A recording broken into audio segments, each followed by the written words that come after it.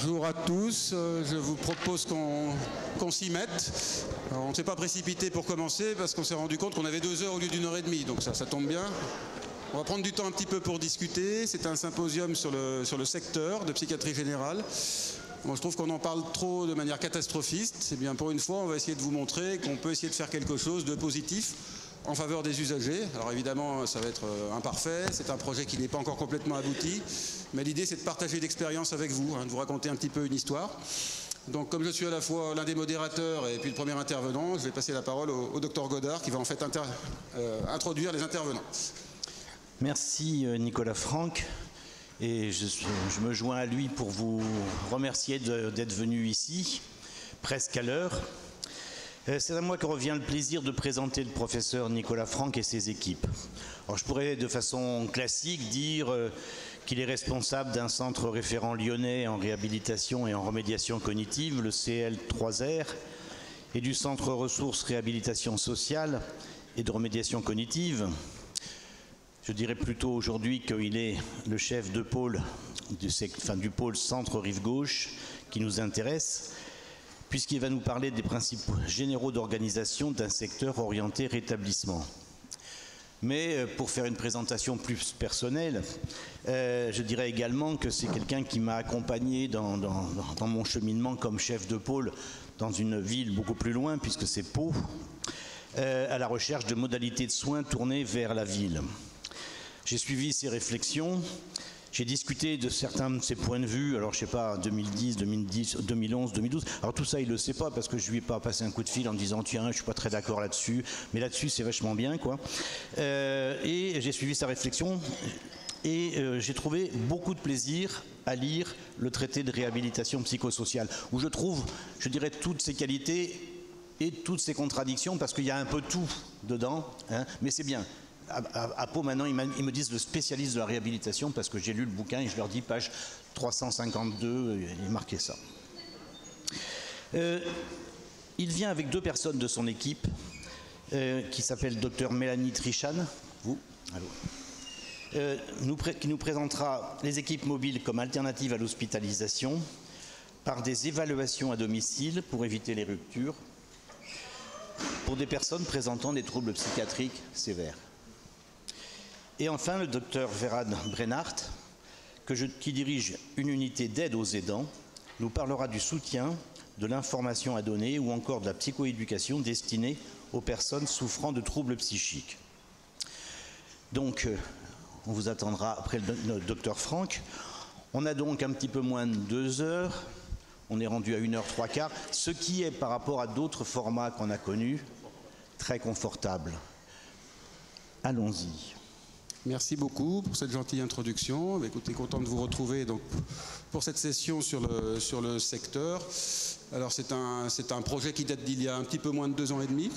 En réalité, l'idée, ça a été de transférer tout ce qu'on a fait, un certain nombre d'entre nous ici, dans des centres de recours de réhabilitation psychosociale, dans le secteur de psychiatrie générale, pour que toute la population en bénéficie. Ça faisait longtemps qu'on disait ça. Si on se contente des centres de recours de réhabilitation psychosociale, on touchera au maximum 5% de la population suivie en psychiatrie qui en a besoin. Ça n'est pas éthique, il y a vraiment une difficulté de ce côté-là. Il faudrait généraliser ces principes. Donc là, l'idée, c'est de voir un peu comment on peut tenter de généraliser ces principes, parce que c'est pas tout à fait la même chose quand même. Là, on touche absolument tout le monde. Donc qu'est-ce qui peut fonctionner, qu'est-ce qui ne fonctionne pas, qu'est-ce qui peut vous être utile ou qu'est-ce qu'il ne faut pas reprendre. Oui, vous m'entendez bien comme ça? Merci, ok. Voilà, je vais peut-être prendre un autre micro qui fonctionne mieux, parce que celui-ci... Oui, mais j'aime pas trop avoir la bouche collée sur le micro. Voilà, celui-là, il est mieux. Merci, pardon. Pardon. Merci beaucoup.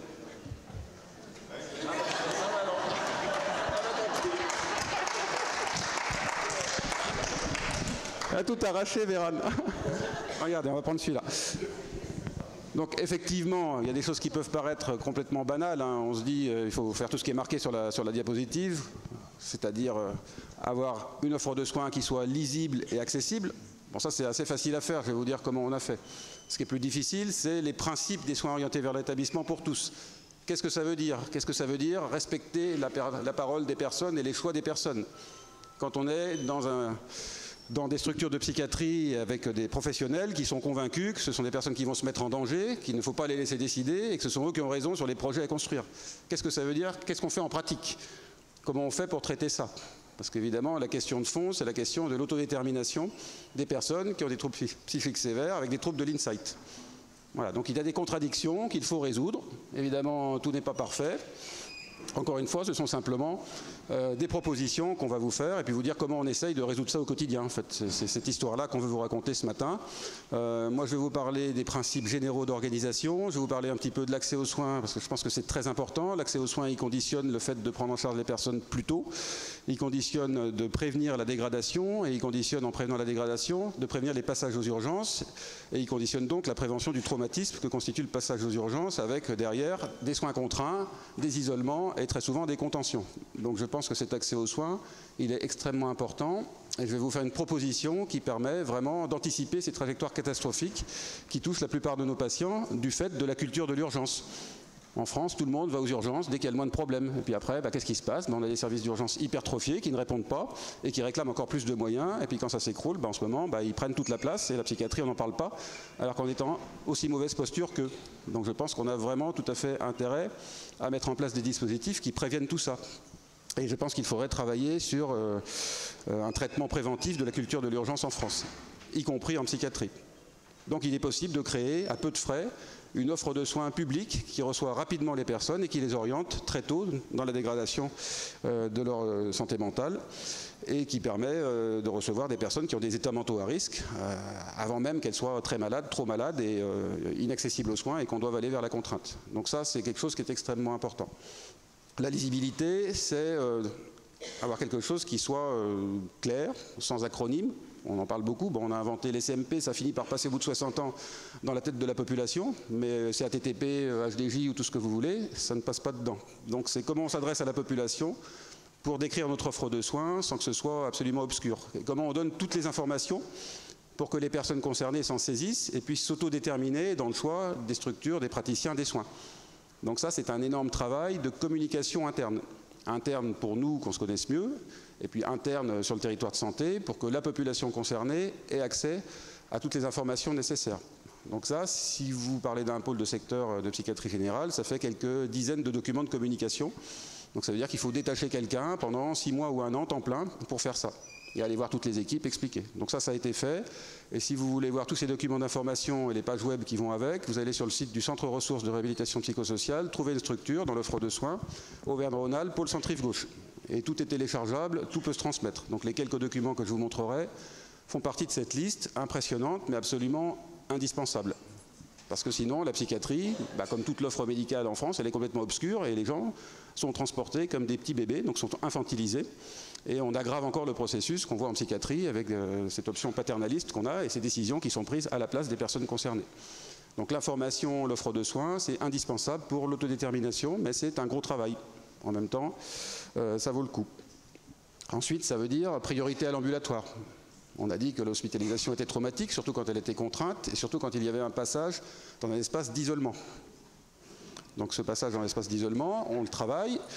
On a un débriefing systématique par des psychologues après tout isolement et la plupart des patients nous disent bien à quel point c'est traumatique pour eux et à quel point c'était probablement inutile pour eux qu'on aurait pu faire autrement.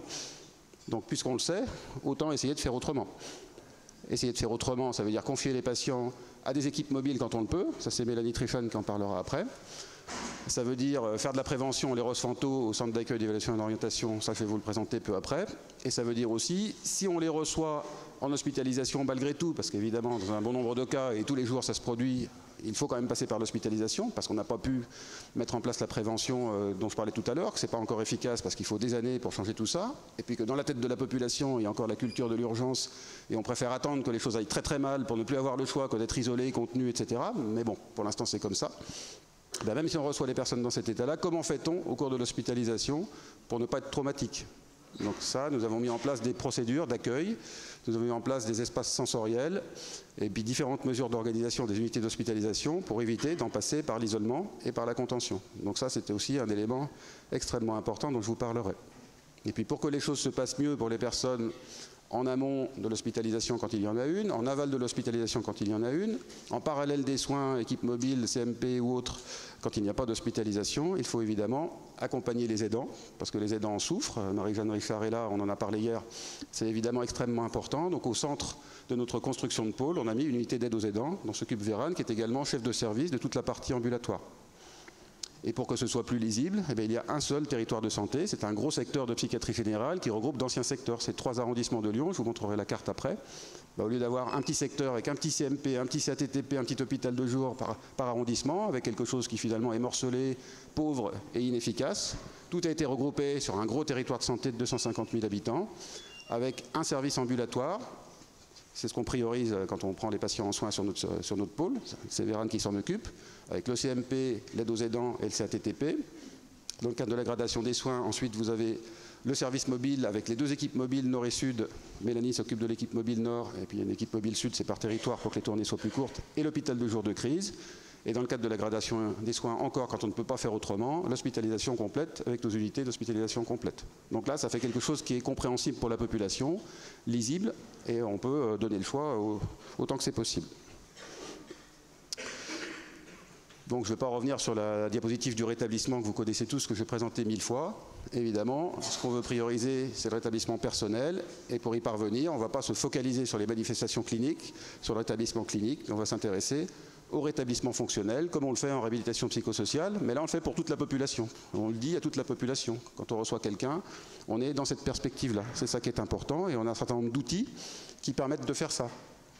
On a des outils, puis on a aussi des professionnels qui vont avec. En particulier, on a les 11 pères aidants du pôle, et sans eux, je pense qu'on ne peut pas faire ça. Donc les besoins et les demandes de la population, ça c'est la même diapo qu'hier, donc je ne vais pas insister là-dessus, mais c'est ce que demandent les personnes. Les personnes, elles demandent à être accompagnées vers l'emploi. Ça fait partie des structures de recours du pôle, ça va au-delà en termes de territoire de santé. Évidemment, on l'utilise, c'est le centre référent de réhabilitation psychosociale dont il a été fait allusion, que j'ai effectivement créé il y a eu 12-13 ans, mais dont je ne m'occupe plus depuis 2 ans et demi, puisque j'ai laissé à Frédéric Asbart. C'est au sein du pôle, mais ce n'est pas moi qui m'en occupe directement. Donc c'est là que se passe l'insertion professionnelle. Et puis la remédiation cognitive, c'est à la fois sur la structure de recours, à la fois maintenant sur le CATTP et bientôt sur le CMP, puisqu'on a des infirmiers qui se forment, qui font des DU de remédiation cognitive. Et cette offre de soins, on peut l'avoir partout. La gestion des symptômes, ça veut dire mieux s'approprier sa maladie, mieux s'approprier son traitement, mieux s'approprier le rétablissement et les comorbidités. C'est la psychoéducation, c'est évidemment priorité au secteur pour ça. Mais aussi un petit peu sur les structures de recours. Et les structures de recours, c'est le centre de réhabilitation psychosociale et TS2A avec Sophie Cervello qui est ici, le petit centre de réhabilitation pour les personnes avec TSA, adultes. Et puis les relations interpersonnelles, c'est l'entraînement des compétences sociales, ça c'est évidemment sur le secteur, c'est même en intra-hospitalier pour les personnes qui ne sortent pas tout de suite, on amorce ça et ensuite relais sur le CATTP. Les personnes concernées par les troubles psychiques du Rhône, de la métropole de Lyon et du Rhône, nous ont dit ce qu'elles voulaient et ça revient à peu près à ça. Il y a eu des états généraux dont la restitution a été faite, et Marie-Christine Pillon est ici, de coordination 69, a été faite juste avant le confinement de 2020. C'était des groupes de travail avec un certain nombre de personnes concernées, je crois qu'il y en avait 15 ou 20, enfin c'était un nombre tout à fait conséquent. Et la première chose qu'elles ont dite à l'hôtel de ville de Lyon, c'est on veut de la réhabilitation psychosociale, mesure 69 ou 74, je ne me rappelle plus très bien. En tout cas, elles ont dit qu'elles voulaient tout ça.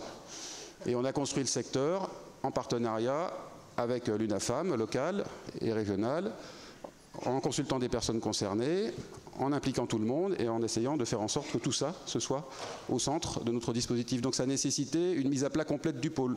En fait, on a supprimé toutes les structures. Avant, il y avait 2 hôpitaux de jour, un petit peu au long cours, un peu chroniques, fermés, 2 CATTP comme ça, fermés, 2 CMP regroupés, création d'un CATTP de réhabilitation psychosociale, création d'un hôpital de jour de crise. Il y avait des petits territoires pour les unités de soins, tout regroupé, mutualisé, 2 unités d'entrée, une unité de réadaptation psychosociale, enfin un petit peu plus au long cours, de préparation. La création de la structure d'aide aux aidants, et puis le chapeau à l'entrée, la création du centre d'accueil, d'évaluation et d'orientation. Tous les postes ont été supprimés. En fait, les professionnels de santé ont eu le choix de postuler dans telle structure, je ne sais pas combien on a d'UF sur le pôle, 10 ou 15, mais ils pouvaient lister ça, ou cocher sortie du pôle s'ils ne voulaient pas rester. Et on a retenu leur premier ou leur deuxième vœu dans 99% des cas. Et globalement, ça s'est bien passé, on n'a pas eu de contestation, il n'y a pas eu de problème, les gens se sont retrouvés à un endroit qu'ils avaient choisi. Et dans la mesure où ils ont choisi d'adhérer au projet de pôle et à tous ces principes, maintenant ça fonctionne, ils ne peuvent plus contester. Même s'ils ne sont pas restés pour des bonnes raisons, ils sont dedans. Donc vous voyez la technique avec évidemment l'appui de la DRH et de la direction générale du vinatier, sinon c'était absolument impossible. Donc vous l'avez compris, les leviers du changement, c'était le décloisonnement, la restructuration complète, tenter d'engager les professionnels autour de valeurs communes, ça peut paraître facile parce que nous on est tous engagés autour de valeurs communes puisque c'est le congrès REHAB. Mais quand vous vous occupez d'un pôle de secteur, les valeurs elles ne sont pas communes. Donc ça veut dire discuter, convaincre, mettre en place des groupes de travail, faire des formations à outrance. 2021, 160 actions de formation sur le pôle, collectives et individuelles. Enfin, vous vous rendez compte du travail qui a été fait. Après, c'est les quality rights, c'est Retaform, c'est donc tout ce qu'il faut pour que l'approche interétablissement puisse se mettre en place. Et puis, c'est discuter au quotidien, c'est vraiment avoir une solidarité entre toutes les personnes qui sont en responsabilité institutionnelle, les chefs de service, dont Véran, dont Sophie qui est ici, et les autres. Bonjour, en plus près encore, ah pardon, merci. Les responsables d'unités fonctionnelles, dont Mélanie Trichan et les autres. Et faire en sorte de créer un esprit de corps et une cohésion globale. Merci, parce qu'effectivement, je ne m'en rends pas compte. Le micro descend, ça doit être la fatigue du bras au fur et à mesure. Voilà. Et puis, évidemment, on ne peut pas faire ça tout seul. Ça, l'expérience du 59G21 nous a bien servi. Et tout de suite, on était très attentifs au relais avec les médecins généralistes, au partenariat avec les médecins généralistes. Alors, on n'est pas aussi intriqués qu'eux à faire les consultations communes. Mais en tout cas, on les a vus un certain nombre de fois. On les a vus 3 fois sur le CMP. On les a vus 6 fois en mairie. Alors, on a 3 mairies d'arrondissement avec des bords politiques différents. Donc, le CLSM, ça se multiplie par 3. Mais bon, voilà, on a fait 3 soirées en 2021, 3 soirées en 2022 au printemps, pour voir des médecins généralistes. Il y en a 300 sur le territoire de santé. Chaque fois, on en voit entre 3 et 5. Donc, au bout de 20 ans, on aura vu tout le monde, peut-être, s'ils veulent bien venir. Donc, c'est un travail de longue haleine de faire ça. Mais ça vaut le coup, parce qu'avec ça, on leur prend leurs patients, on leur donne un avis rapidement avec le centre d'accueil d'évaluation d'orientation, KDO, et eux, en retour, qui ont des consultations saturées, qui ne prennent pas de nouveaux patients, prennent les patients qu'on leur envoie. En plus. Donc ce partenariat, il est absolument indispensable, parce que sinon, vous avez des personnes sans médecin traitant, avec toute une partie des soins qui ne peut pas se faire. Ça coûte beaucoup de temps, mais je pense que c'est vraiment absolument nécessaire. Donc la lisibilité du dispositif, j'en ai parlé. L'accessibilité, le premier entretien médical à courte échéance, je vais vous montrer le délai. Il est court, mais il peut être encore plus court. C'est-à-dire que si on sait qu'une personne est en grosse difficulté, on peut la recevoir dans la demi-journée qui suit, avec le centre d'accueil d'évaluation d'orientation, dans la semaine du lundi au vendredi. Ce n'est pas des urgences, mais c'est bien plus confortable que les urgences, c'est beaucoup plus serein, et ça donne beaucoup plus de chances de s'engager positivement dans les soins que d'aller à l'UPRM, le service d'urgence du vinatier, où il y a du monde dans tous les sens, des gardes, de la police, des couchettes par terre, des contentions, des agitations, tout ce que vous voulez. Donc évidemment, il ne faut pas passer par les urgences. Le message à la population, c'est allez là, n'allez pas aux urgences. Oula, attention. Ça. Bon, j'ai l'impression qu'il n'y a pas trop de mal. Le décloisonnement, on en a parlé. L'intensification du travail avec les partenaires, on en a parlé. Ce n'est pas que les médecins généralistes, évidemment, toutes les structures sociales, médico-sociales. Alors évidemment, le pôle, quand j'en ai pris la responsabilité le 1er janvier 2020, il y avait beaucoup de personnes qui étaient institutionnalisées. Il n'y avait pas de chef de pôle depuis 6 mois, mais il y avait à peu près, je ne sais pas combien, 70 personnes qui étaient au long cours, sur les 150 lits. Là, il reste 87 lits, il y a encore, je ne sais pas combien, 35 personnes au long cours. Ça prend du temps, parce qu'on n'a pas mis tout le monde dehors dans la rue. On a travaillé les projets avec les structures sociales, médico-sociales. Et donc là, on a des conventions avec des CHRS, on détache des soignants, des pères aidants maintenant, parce qu'il y en a une qui va prendre ses fonctions bientôt, un moniteur éducateur, puis on va agrandir l'équipe sur des CHRS, et puis d'autres solutions sociales, pour proposer une solution où les soins se feront, non pas à domicile, mais dans des structures temporaires, avec une équipe spécifique qui va se mettre là, en plus des 2 équipes mobiles, qui sont, elles, territorialisées, et font les soins complètement à domicile, comme Mélanie va vous l'expliquer après. Donc vous voyez, il faut déployer toute cette énergie, parce que sinon, effectivement, les gens sont placés là, en psychiatrie, sans solution derrière. Donc les innovations, la principale innovation, il me semble extrêmement importante et qui serait vraiment à reproduire en France partout, parce que c'est la moins coûteuse, finalement, la moins difficile, c'est la création du centre d'accueil, d'évaluation et d'orientation en santé mentale, qui a été créé exactement le 3 juin 2020. Donc c'est son 2e anniversaire, on lui souhaite un bon anniversaire. Je suis très content, parce que franchement, s'il y a quelque chose dont je me félicite, c'est vraiment ça. Parce que, on voit, je vous dis, des gens avec des états mentaux à risque qui vont devenir psychotiques, qui vont devenir bipolaires, qui vont développer un trouble anxieux sévère, ou tout ce que vous voulez. On les voit tôt, avec seulement quelques symptômes, et on peut vraiment infléchir leur trajectoire dans les temps. C'est enfin de l'intervention précoce, c'est possible, sur tout un territoire de santé, pour toute une population. Donc s'il y a vraiment quelque chose à faire, c'est ça. C'est peu coûteux. Qu'est-ce que ça veut dire ?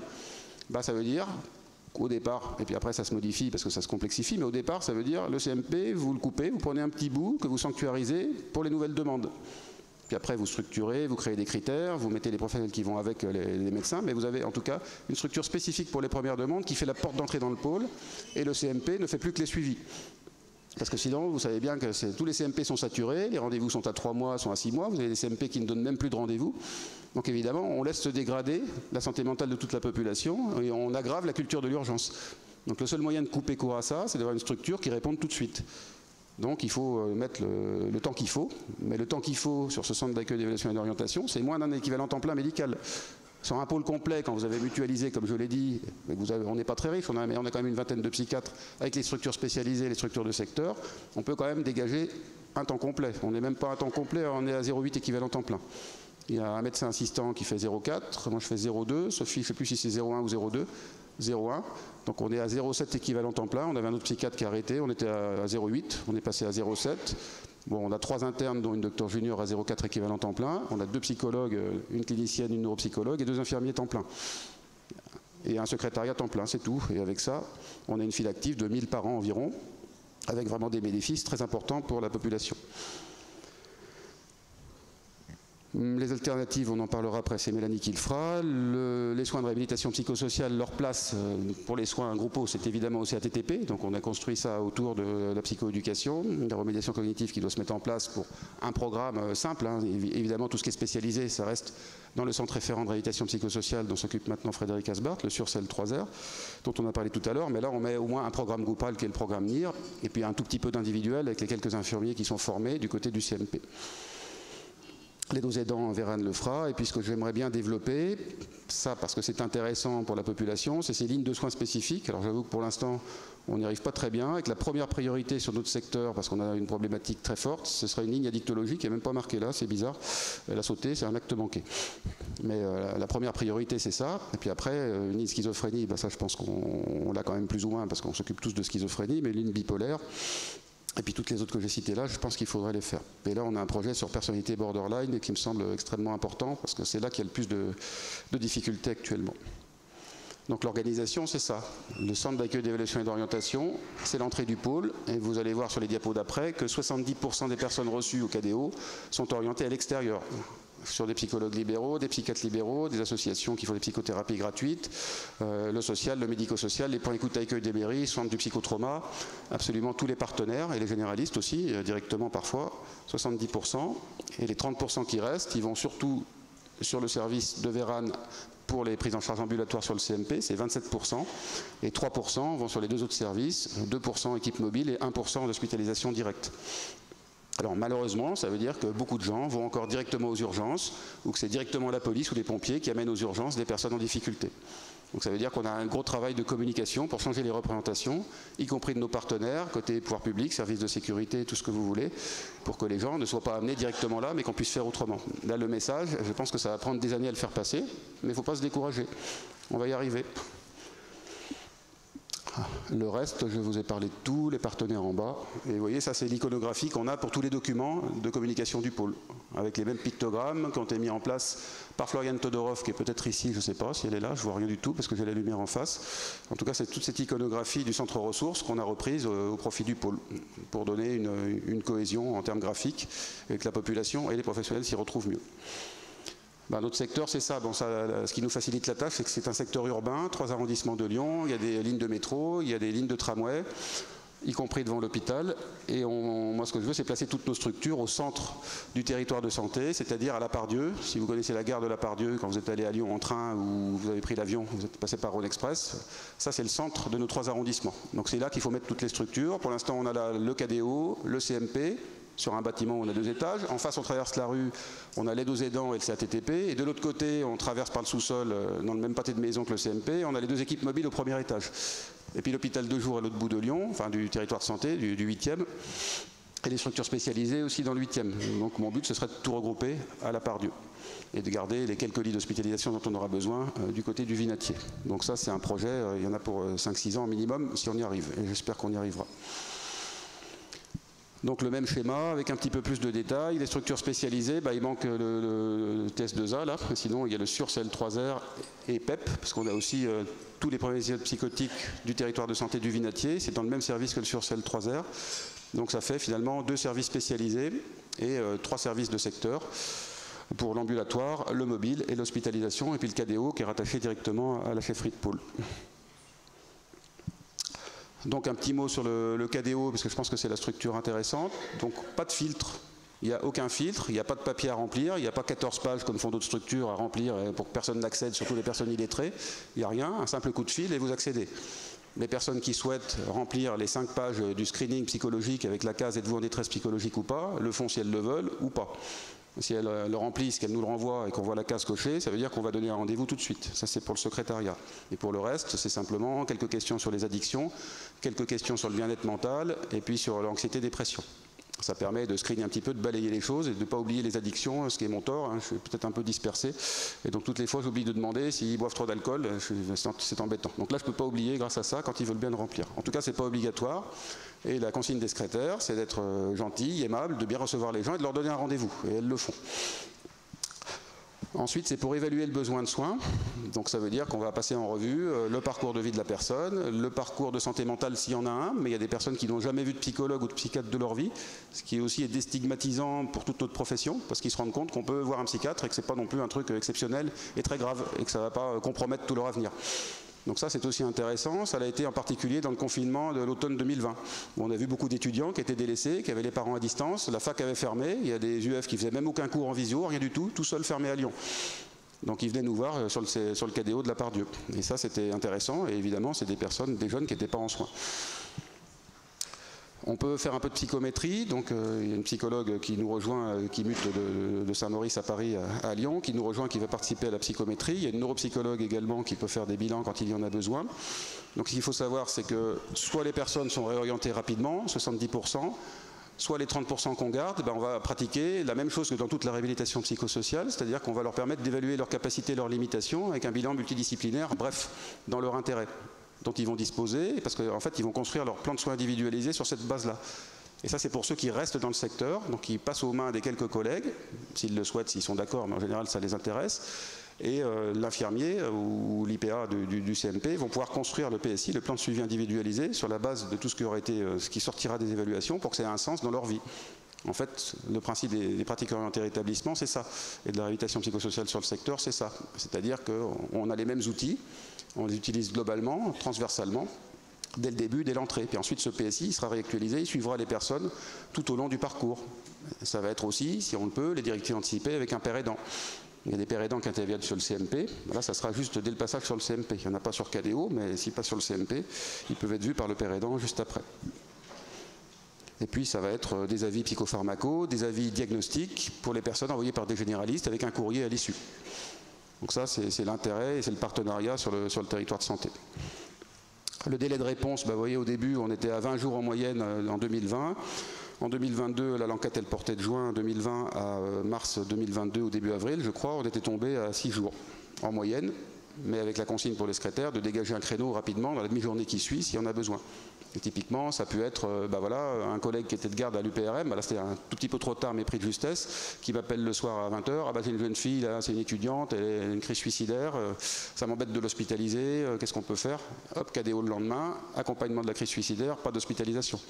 Je pense que c'était mieux pour elle. Ça va être des choses comme ça. Mais le mieux encore, c'est de ne pas passer du tout par les urgences. Et maintenant, les généralistes ont cette consigne-là et envoient beaucoup de crises suicidaires avec l'hôpital de jour qui les accompagne et qui permet de surmonter cet épisode-là. Je pense que c'est plus intéressant de se retrouver au Vinatier ou d'attendre une place en clinique pendant 2 semaines. La file active mensuelle, qui a tendance finalement à être assez stable depuis le début. Vous voyez, entre 80 et 140, non, 60 et 140 par mois. 80-90 patients, nouvelles demandes en moyenne par mois. Peut-être que ça va augmenter à force d'en parler, mais pour l'instant, vous voyez, ça n'explose pas. Et ce que j'aimerais, c'est vraiment que les gens, tous ceux qui se retrouvent aux urgences, viennent plus tôt et se retrouvent là-dedans. Ça finira par se produire, je suppose. La provenance des personnes, c'est des demandes spontanées pour la plupart, Alors ils n'ont pas conscience que le KDO existe, ils appellent le CMP et puis ils arrivent parfois à avoir quelqu'un qui répond au téléphone, parce que le CMP, le problème c'est que c'est les personnes déjà suivies qui appellent tout le temps, le téléphone est saturé. Mais bon, là entre deux, ils arrivent à avoir quelqu'un, alors qu'au KDO on répond. Donc ce serait plus intéressant qu'ils appellent directement le KDO. Pour l'instant, c'est souvent le CMP qui leur dit bah ça existe, et hop, rendez-vous à côté pour 2 tiers. Le reste, les généralistes, ça commence à fonctionner pas mal, et un peu les psychiatres libéraux et l'entourage. Les sorties, bah, tout ça, il faudrait refaire le schéma avec quelque chose de plus lisible. Ça va être effectivement le CMP 27%, vous voyez, plus de 3 autres pourcents, 30% sur le secteur. Le reste, c'est les psychologues libéraux, un peu moins d'1 personne sur 5, les psychiatres libéraux, 1 personne sur 6, et puis les associations, les points écoute-accueil et tout le reste, tout ce que je vous disais tout à l'heure, c'est toutes les barres de l'histogramme qui sont là. Mais il faudra les regrouper pour que ce soit plus clair. Le public accueilli, bah, c'est les 3 arrondissements. Là, c'est les diagnostics. Donc, contrairement à un CMP, vous avez la troisième barre. La troisième barre, c'est troubles psychotiques, 8% ici. Là, on a surtout des troubles dépressifs, des troubles anxieux. Les troubles thymiques, des troubles anxieux, c'est la barre noire et la barre bleu pâle du milieu qui dépassent largement. C'est une population différente. Pour la formation des internes, c'est également tout à fait intéressant, parce qu'on n'a jamais une population aussi large que ça nulle part. Donc, c'est très très intéressant pour la formation au diagnostic et aussi aux orientations thérapeutiques. La communication, je pense qu'on en a bien parlé. Je pense que je vais arriver au bout de mon temps de parole, moi aussi. Peut-être qu'il faut que je vous parle un tout petit peu plus de l'hospitalisation. Donc l'hospitalisation, pour la transformer, ça a été beaucoup de groupes de travail, beaucoup de formations également. Ça, c'est une diapo que je vous ai déjà montrée, je vais pas épiloguer dessus. Mais ça a été vraiment les associer avec un groupe de travail, par exemple, sur l'admission de la personne, les soins de la personne, comment on amorce, par exemple, la psychoéducation au cours de l'hospitalisation, la préparation de la sortie de la personne, les liens avec la famille. La consigne, c'est l'infirmier, quand il reçoit la personne, lors de l'admission, demande si on est d'accord pour qu'on appelle sa famille, qu'on puisse le recevoir dans les 48 heures. Alors, je ne sais pas si c'est respecté encore parce que c'est compliqué avec la pénurie dont on a beaucoup parlé depuis le début de ce congrès. Mais ce qui était demandé initialement, ça c'est un projet de 2020 quand même, c'était que la famille soit contactée d'emblée et puis qu'on lui propose d'être reçu dans les 48 heures par un infirmier pour récupérer des informations et transmettre des informations factuelles sur le séjour. Pas pour faire une séance psychothérapique, hein, juste recevoir des informations, en transmettre d'autres pour rassurer la famille et proposer un rendez-vous avec le médecin avant la sortie. Ça, c'est mon souhait. Voilà. Après, il y a ce qui se fait en pratique, parce qu'effectivement, tout est un peu bousculé par les pénuries qui ne touchent pas l'extra-hospitalier, parce que tous les postes sont pourvus, mais les postes d'infirmiers dans les hôpitaux, vous savez ce que c'est, et même si on a nos infirmiers, nous, on les prend pour les mettre ailleurs, remplacer au jour le jour. Donc tout ce qu'on devait faire là, on a beaucoup de mal à le faire en ce moment, il faut être réaliste, mais voilà, en tout cas, c'est le projet, et on l'avait mis en place en 2020-2021. Après, ça va être anticiper les périodes de crise. C'est-à-dire demander à la personne dès l'admission, que souhaiteriez-vous si vous vous sentiez tendu à un moment donné? Est-ce que vous souhaiteriez être vu par un infirmier pour parler? Est-ce que vous souhaiteriez aller crier dans le parc?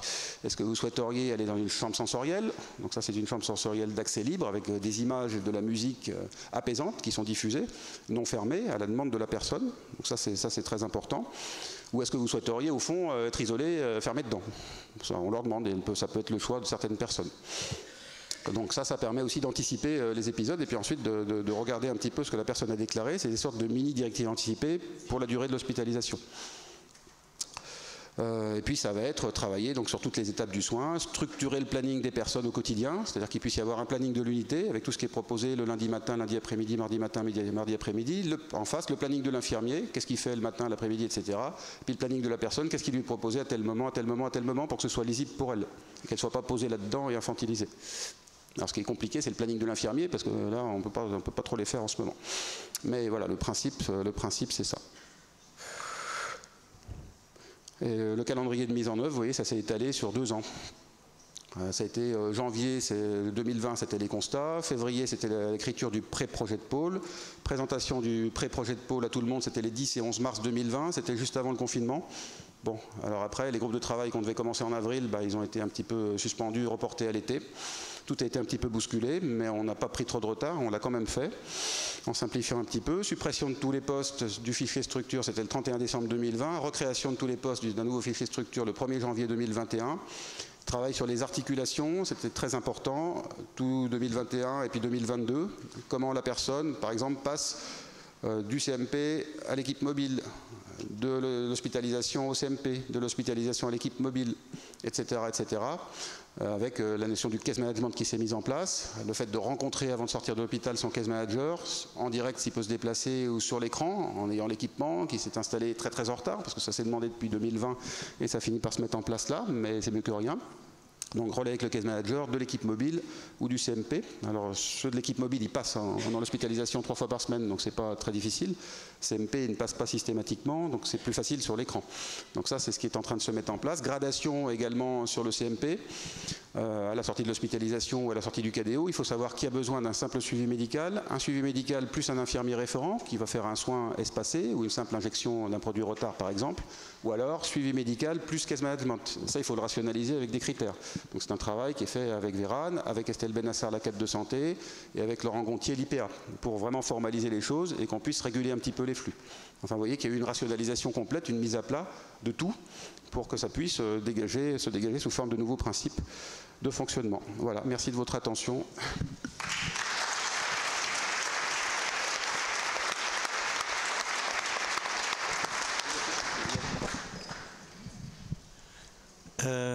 Bonjour, merci beaucoup. Vous me posez la question de savoir si on enchaîne. J'ai entendu ça comme ça, mais moi j'aime bien que les amphis respirent, et pour respirer il faut parler, échanger. Vous nous avez présenté quelque chose comme ça, avec votre rythme, oui, votre enthousiasme, et on s'est dit, bon bah ça y est, on sort tous, on n'a même pas besoin de vous écouter, je suis désolé, et puis on va... Ah bah non, c'est pas fini, hein. On va comme Jésus, comme c'est dit, et puis on y va, ça va se faire fastoche. Alors une des questions qui m'est venue à l'esprit, moi, pour lancer les questions à la salle, c'est, il y a bien des endroits où ça a bloqué. Bah oui, mais ça bloque encore. Vous pouvez pas nous en dire quelque chose? À quel endroit ça va être difficile pour les gens qui vont sortir et qui vont essayer de le faire? Bah, ce qui est difficile, c'est de créer un noyau sur lequel s'appuyer. Ce qui est difficile, c'est déjà d'engager les responsables dans le pôle, c'est-à-dire les cadres supérieurs de santé, les cadres de santé, tous les médecins. Parce que vous arrivez avec des principes, vous dites je veux faire ça, parce que c'était à peu près ça il y a 2 ans, le projet il n'a pas tellement bougé finalement, un peu parce que les circonstances étaient là, bah, ça va finalement trier les choses. Vous avez des gens qui vont adhérer tout de suite, qui sont convaincus, qui sont engagés, enfin ce qui est important c'est l'engagement. Donc ceux qui sont engagés, ils vont adhérer, vous allez pouvoir créer un noyau et puis construire autour. Ceux qui ne sont pas engagés, bah, soit ils vont rien vous dire, rester là et puis partir à un moment donné, soit ils vont carrément s'opposer. Donc en fait il faut désamorcer l'opposition. Je pense qu'il faut être extrêmement clair, extrêmement persévérant, avec une ligne nette, parce que s'il y a la moindre ambiguïté dans l'institution, vous savez bien comment ça se passe, les choses se bloquent. Attendez, vous passez sur l'institution. L'engagement, c'est la première chose que vous dites. L'engagement, oui. L'engagement. Et après, l'institution, pour vous, c'est quoi, c'est qui? Ah bah, déjà, pour faire quelque chose comme ça, vous êtes forcé d'avoir l'appui de la direction. J'ai fait allusion tout à l'heure. Avec l'ancienne présidence de CME qu'on avait au Vinatier et l'ancienne direction, ça n'était pas possible. Des choses déjà, je ne pouvais pas prendre un secteur de psychiatrie générale, je l'avais souhaité il y a quelques années, c'était impossible, c'était réservé à ceux qui ne font pas de réhab, parce qu'il y avait une hostilité par rapport à ça, ça c'était il y a longtemps. Puis après, il y a eu un changement petit à petit, les choses sont arrivées. Ça a paru évident après l'instruction des GOS, c'était sûr qu'il fallait le faire partout, mais sous forme de centre de recours. Après, le faire sur le secteur, c'est autre chose. Donc il a fallu profiter du bon moment. En fait, c'est voir qu'il y avait une opportunité. C'était un pôle sans chef de pôle, et en fait, elle était en arrêt de travail, elle allait partir. Il y a eu une vacance pendant 6 mois. Et puis moi, j'ai proposé de faire ça. Il y a un directeur qui pouvait l'écouter, et qui a proposé que je sais que c'est Free Pôle, à un moment où il restructurait tout l'hôpital, enfin où il voulait le faire, et donc ça a permis de lancer les choses. Donc c'est saisir les opportunités. On y pense, et puis il faut saisir l'opportunité, c'est à ce moment-là qu'on y va. Hein, non, je dirais bien dans le temps, on aurait fait une analyse institutionnelle des possibles, et puis essayer de ne pas se brûler. Mais bon, je ne voudrais pas que ça soit une discussion entre vous et moi, c'était juste pour lancer une première question. Et donc dans la salle, je suis sûr qu'il va y avoir des personnes qui vont vouloir réagir. Alors, je vais y aller. Oui.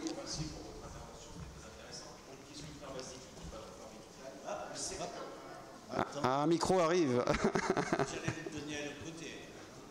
En plus, je commence à dire des bêtises, donc c'est bien, j'aime reprendre. Merci beaucoup, professeur. J'ai une question très très basique. Quand vous parlez de secteur, je ne suis pas dans le corps soignant. Hein.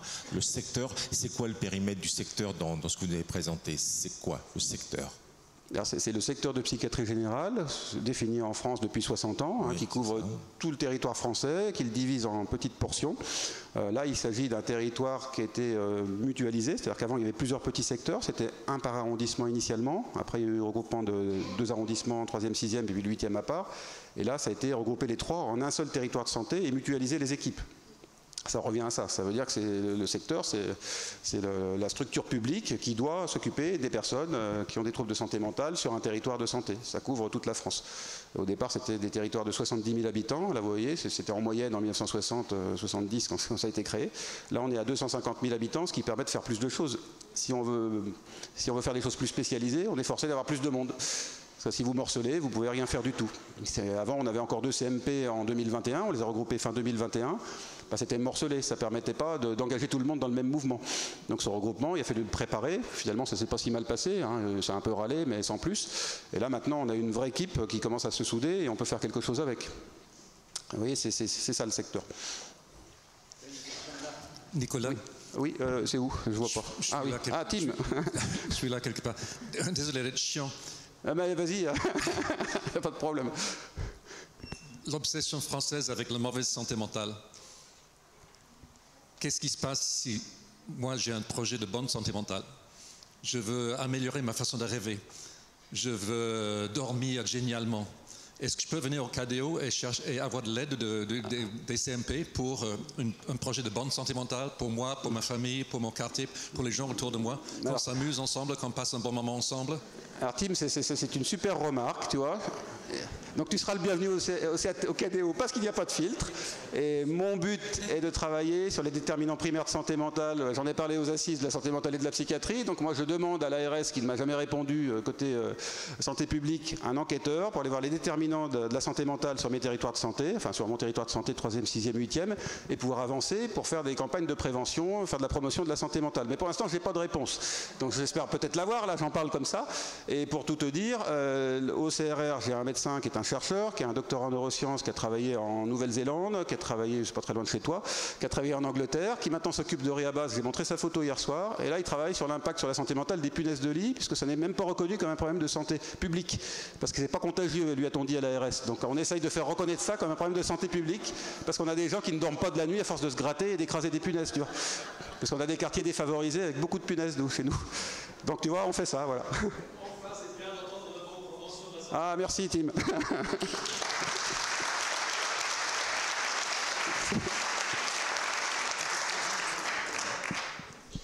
Oui, Nicolas Franck, c'est impressionnant. On voit comment un PUPH est arrivé à investir très intelligemment un secteur de psychiatrie. On voit l'invention géniale, percée conceptuelle majeure, avec le KDO. On voit les interactions entre les structures extra-hospitalières, les équipes de jour, le CATTP, le CMP, etc. On voit aussi le lien, difficile, mais quand même le lien, entre la psychiatrie de service public et les médecins généralistes. Mais il y a un petit chaînon manquant qui a été, je dirais, mis en filigrane dans les... C'est le suivi dans le médico-social. C'est-à-dire que dans le cadre du parcours, quand il faut passer la main du sanitaire au social, au médico-social, à l'inclusion, ce qui n'exclut pas d'ailleurs des prestations, la poursuite de prestations de soins au sein des accompagnements médico-sociaux, je vous ai trouvé d'une grande discrétion. Est-ce que vous pouvez nous en dire plus sur le sujet? Bien sûr, c'est tout à fait crucial. Alors la difficulté, c'est que finalement, on arrive mieux à travailler avec le social que le médico-social, qui est tellement saturé qu'en fait, nos patients qui sont hospitalisés n'accèdent à rien du tout, qu'il y a des années d'attente, que la directrice du social du Vinatier nous dit elle-même « je ne peux rien faire ». Il y en a pour 3 ans d'attente pour tout le monde, donc on en est réduit à créer notre propre solution d'aval avec la création de cette nouvelle équipe inclusive dont je parlais tout à l'heure et faire des partenariats avec des CHRS ou Habitat et Humanisme avec des pensions de famille ou des appartements thérapeutiques. C'est la seule solution qu'on a pour des personnes qui sont institutionnalisées, pour les mettre dans des logements à l'extérieur dont on disposera et les soigner là-bas avec une équipe qui va se déplacer. Parce que sinon on attend que le médico-social réponde pour des personnes institutionnalisées, en fait on n'y arrivera pas. Alors évidemment, on a des partenariats pour la partie ambulatoire du médico-social, c'est plus facile. Quand c'est un accueil de jour de la MAC, etc., quand c'est envoyé à la canille, pas de souci, ça on le dit à nos personnes, elles y vont. Il y en a même qui ne peuvent pas parce qu'elles ne peuvent pas se déplacer, elles sont en déambulateur, j'en ai vu dans faisant le tour avant-hier d'une unité d'hospitalisation. Elle veut aller à la canille, mais elle est en chariot pratiquement, donc elle ne peut pas. Mais en tout cas, les gens connaissent ce dispositif-là. Mais le problème, c'est les structures avec les lits, quoi. Il n'y en a pas. Il y en a très peu sur le Rhône, il faut aller dans des départements plus loin, les gens ne veulent pas aller à la campagne, on passe un temps fou à les convaincre, et puis après, en plus, il y a une discrimination, quand c'est marqué Vinatier, il y a plein de structures qui ne nous les prennent même pas. En masse, pour les patients les plus sévères, ils ne regardent même pas. Et on attend, il y a une masse qui a été créée là, enfin une direction qui a été constituée, et l'équipe est en cours de constitution, mais comme il n'y a pas d'infirmiers, ils ne vont pas l'ouvrir là maintenant comme c'était prévu, c'est retardé de 6 mois ou 9 mois, si jamais ça ouvre un jour. Et on a, je ne sais pas combien, 30 patients du Vinatier qui attendent d'aller là, dont 10 des miens. Donc le médico-social, ça fait ça pour la partie avec les lits, les masses, les femmes, c'est totalement saturé. En revanche, avec le social, on arrive à faire des choses. Et puis il y a tout l'autisme, et Sophie va sûrement réagir là-dessus. si le micro, oui. Allez-y, Fabrice. Ouais, on m'a demandé de me présenter, donc je me présente, je suis Fabrice et je travaille avec Nicolas Franck, donc je triche. Je vais vous poser une question, une fois n'est pas coutume dont j'ai la réponse, mais ça me semble intéressant que tout le monde sache ça. Je voulais vous demander comment les patients avaient vécu tout ça. Comment vous avez pu accompagner les patients dans cette transition, parce que pour eux aussi, ça a été une transition et vous aviez une patientèle existante. Et c'est pas parce que vous avez changé de structure que la patientèle a disparu, au contraire. Non, ils sont là. Alors on a consulté quelques personnes auparavant, on leur a demandé ce qu'ils souhaitaient. C'est un petit peu ce que j'ai montré au début dans quelques diapositives sur les états généraux. Ça c'était collectif et puis on en a consulté dans le cadre du projet de pôle. Après on a eu quelques retours à certains moments, on a des questionnaires de satisfaction qui sont plus ou moins remplis. On a eu des retours très satisfaisants, en particulier en intra-hospitalier, avec des gens qui nous disaient là je suis bien soigné, cette équipe elle est formidable. Ça c'est quelque chose qui fait super plaisir. Et puis là où on a le plus de retours positifs pour les personnes accompagnées, c'est pour les familles accompagnées. Le plus de gratification, c'est sur l'unité d'aide aux aidants. Parce que j'ai entendu des gens dire enfin on nous a écoutés, c'est la première fois, on a tellement été laissé de côté auparavant, etc. Là franchement, c'est là que j'ai eu le plus de retours indirects, parce que c'est Véran qui a les retours directs, mais c'est moi qui ai eu le plus de retours indirects par rapport au reste des structures. Ça fait vraiment extrêmement plaisir. Donc effectivement, ce que j'aimerais maintenant, c'est pouvoir avoir une enquête, quelque chose qui montre l'évolution de la perception de la population. Mais ça, il faut la monter, il faut trouver les bons indicateurs, c'est pas facile. Si vous voulez m'aider à la mettre en place, je suis preneur, mais vous le savez. Hein. Et Marie-Jeanne Richard voudrait parler, puis il y a Sophie Cervello, je crois aussi. Ici, il y avait quelqu'un. Et bien Marie-Christine Pillon aussi, oui. Oui, merci Nicolas pour cette belle présentation. Voilà. Tu évoquais effectivement les difficultés de relation avec le médico-social par rapport à la saturation. Oui, pas de relation. Des structures. La saturation, oui. Vers la saturation des structures. En même temps, je crois que c'est important de se dire aussi que le médico-social évolue. Qu'effectivement, si les services d'accompagnement à la vie sociale, pour l'instant, ont effectivement un délai d'attente qui n'est pas négligeable, il n'empêche que les équipes, elles travaillent sur ce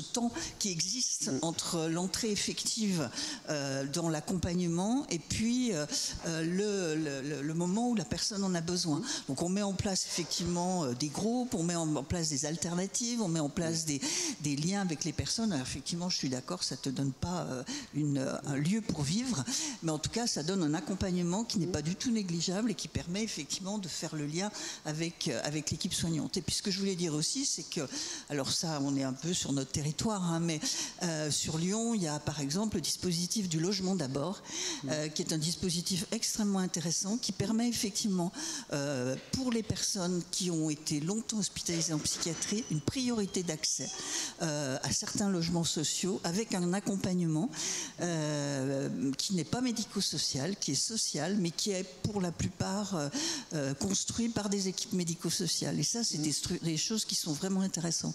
Donc voilà, il y a des solutions qui existent, il faut les tricoter. C'est pas sur un nombre majeur de personnes, mais sur 10, 15 personnes, on peut arriver à faire et ça correspond à peu près à tes besoins en termes de personnes hospitalisées au long cours. Oui, mais ce que tu dis, c'est très important sur les SAVS, c'est-à-dire que nous, on est extrêmement preneurs d'un relais avec l'équipe. Marie-Christine, on est très preneurs d'un relais entre l'autre équipe inclusive et puis un SAVS, par exemple. Tu vois, on pourrait travailler ça en direct. Parce qu'effectivement, nous, on va les suivre un certain temps, puis quand ils seront plus dans les critères du sanitaire, il faut qu'il puisse y avoir un relais avec le médico-social ou le social. Donc ça, je serais bien d'accord pour qu'on se voit et qu'on essaye de voir comment on peut définir ça. Ça permettrait de rationaliser les choses. Oui, bonjour, Sophie Cervelot, donc je suis un des médecins du pôle également. Moi, je ne voulais pas forcément réagir sur l'autisme, mais par rapport au lien avec le médico-social. Ce qui est peut-être dans les choses qui ont aussi pu marcher sur ce pôle, c'est que là, les 3 médecins que vous avez ici, donc mes 2 collègues sur scène et moi-même, on vient aussi de la réhab.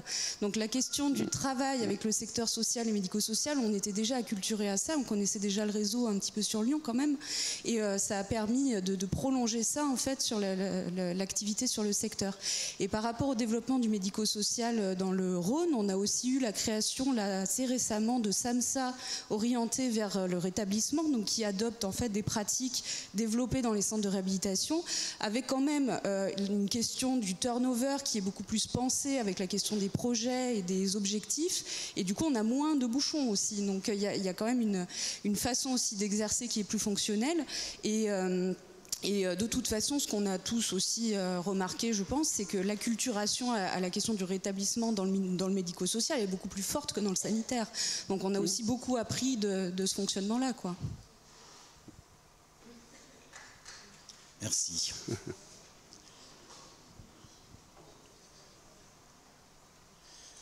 Alors, Madame Richard, je vous ai fait attendre. Moi, je voudrais vraiment dire merci à Nicolas Franck, parce qu'il y a plus de 2 ans, il était sur les starting blocks, et je me dis, il l'a dit, il l'a fait.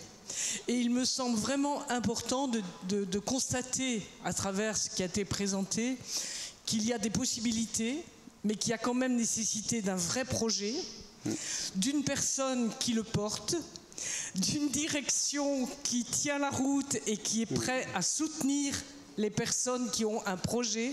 Je trouve que ça fait vraiment le lien avec ce qu'on disait hier matin, la nécessité de permettre aux personnes d'avoir des initiatives, mais il faut aussi qu'il y ait une direction qui porte avec les personnes les initiatives. Donc je trouve que quelque part aussi, c'est une remise en question du secteur tel qu'il est aujourd'hui, avec la capacité de créer des secteurs, en tout cas des territoires ou des multisecteurs, je ne sais pas comment il faudra les appeler, qui permettent d'avoir des réponses. Et vraiment, pour nous, ça correspond à nos attentes, parce qu'en plus, vous tenez compte de l'environnement et vous tenez compte des droits des personnes. Et je crois qu'au travers de tout ça, il y a vraiment une possibilité. J'espère qu'il y aura de l'évaluation. J'espère qu'au travers de tout ça, il y aura possibilité d'avoir un ruissellement, n'est-ce pas, de ce genre de prise en charge, quoi. Parce qu'on croit toujours que la réhabilitation, c'est c'est vraiment pour une toute petite quantité de personnes, et au travers d'un secteur, il y a possibilité de lui donner du sens. Et vraiment, merci. Merci. Je pense qu'on... C'est Marie-Jeanne.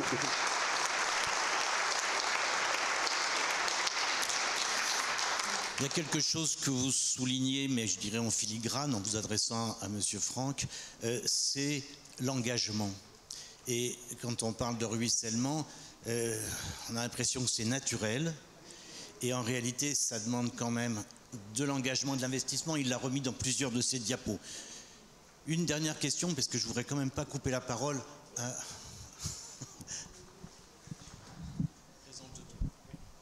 Oui, bonjour à tous. Anthony Robin, coordinateur du C2A à Bergerac. On fait partie de l'hôpital Vauclair. Non, c'est juste une réaction par rapport à ce qu'a dit Nicolas Franck et Marie-Jeanne Richard. C'est depuis 2 jours, on parle beaucoup de l'empowerment ou du pouvoir d'agir des personnes concernées. Et je pense qu'il faut absolument parler aussi du pouvoir d'agir des soignants. On voit bien qu'il y a quand même une difficulté de nos instances à pouvoir nous dire où aller, comment y aller. Voilà, il faut absolument qu'on prenne les choses en main et qu'on fasse les choses. Je crois que ce qui est insupportable, c'est d'entendre le fait qu'en France, on a tous les rapports depuis 40 ans sur l'état de la psychiatrie. Et à côté de ça, on sait exactement aujourd'hui ce qu'il faut faire. Et ben, il faut le faire.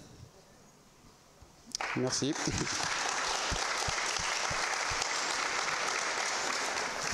Et puisque Nicolas Franck est universitaire et chargé de la formation, j'en profite pour dire que, en tout cas en Aquitaine, et malgré mon ami Michel Lafourcade, j'ai jamais réussi à faire bouger la maquette de telle façon qu'on s'intéresse à autre chose que le biomédical dans les universités et pour la formation des internes. et que tant qu'ils ne seront pas ouverts à autre chose, et ce dont on parle aujourd'hui, c'est quand même autre chose que du biomédical, du savoir des sachants. Mais bon, je ne veux pas t'embêter, on n'avait pas prévu... non, ça ne m'embête pas, tout ça c'est inclus dans la maquette du DES de Lyon, hein, évidemment, donc les internes sont formés à tout ça dès la première année. Alors, quelle est la première qui intervient? Alors, c'est Madame Trichan.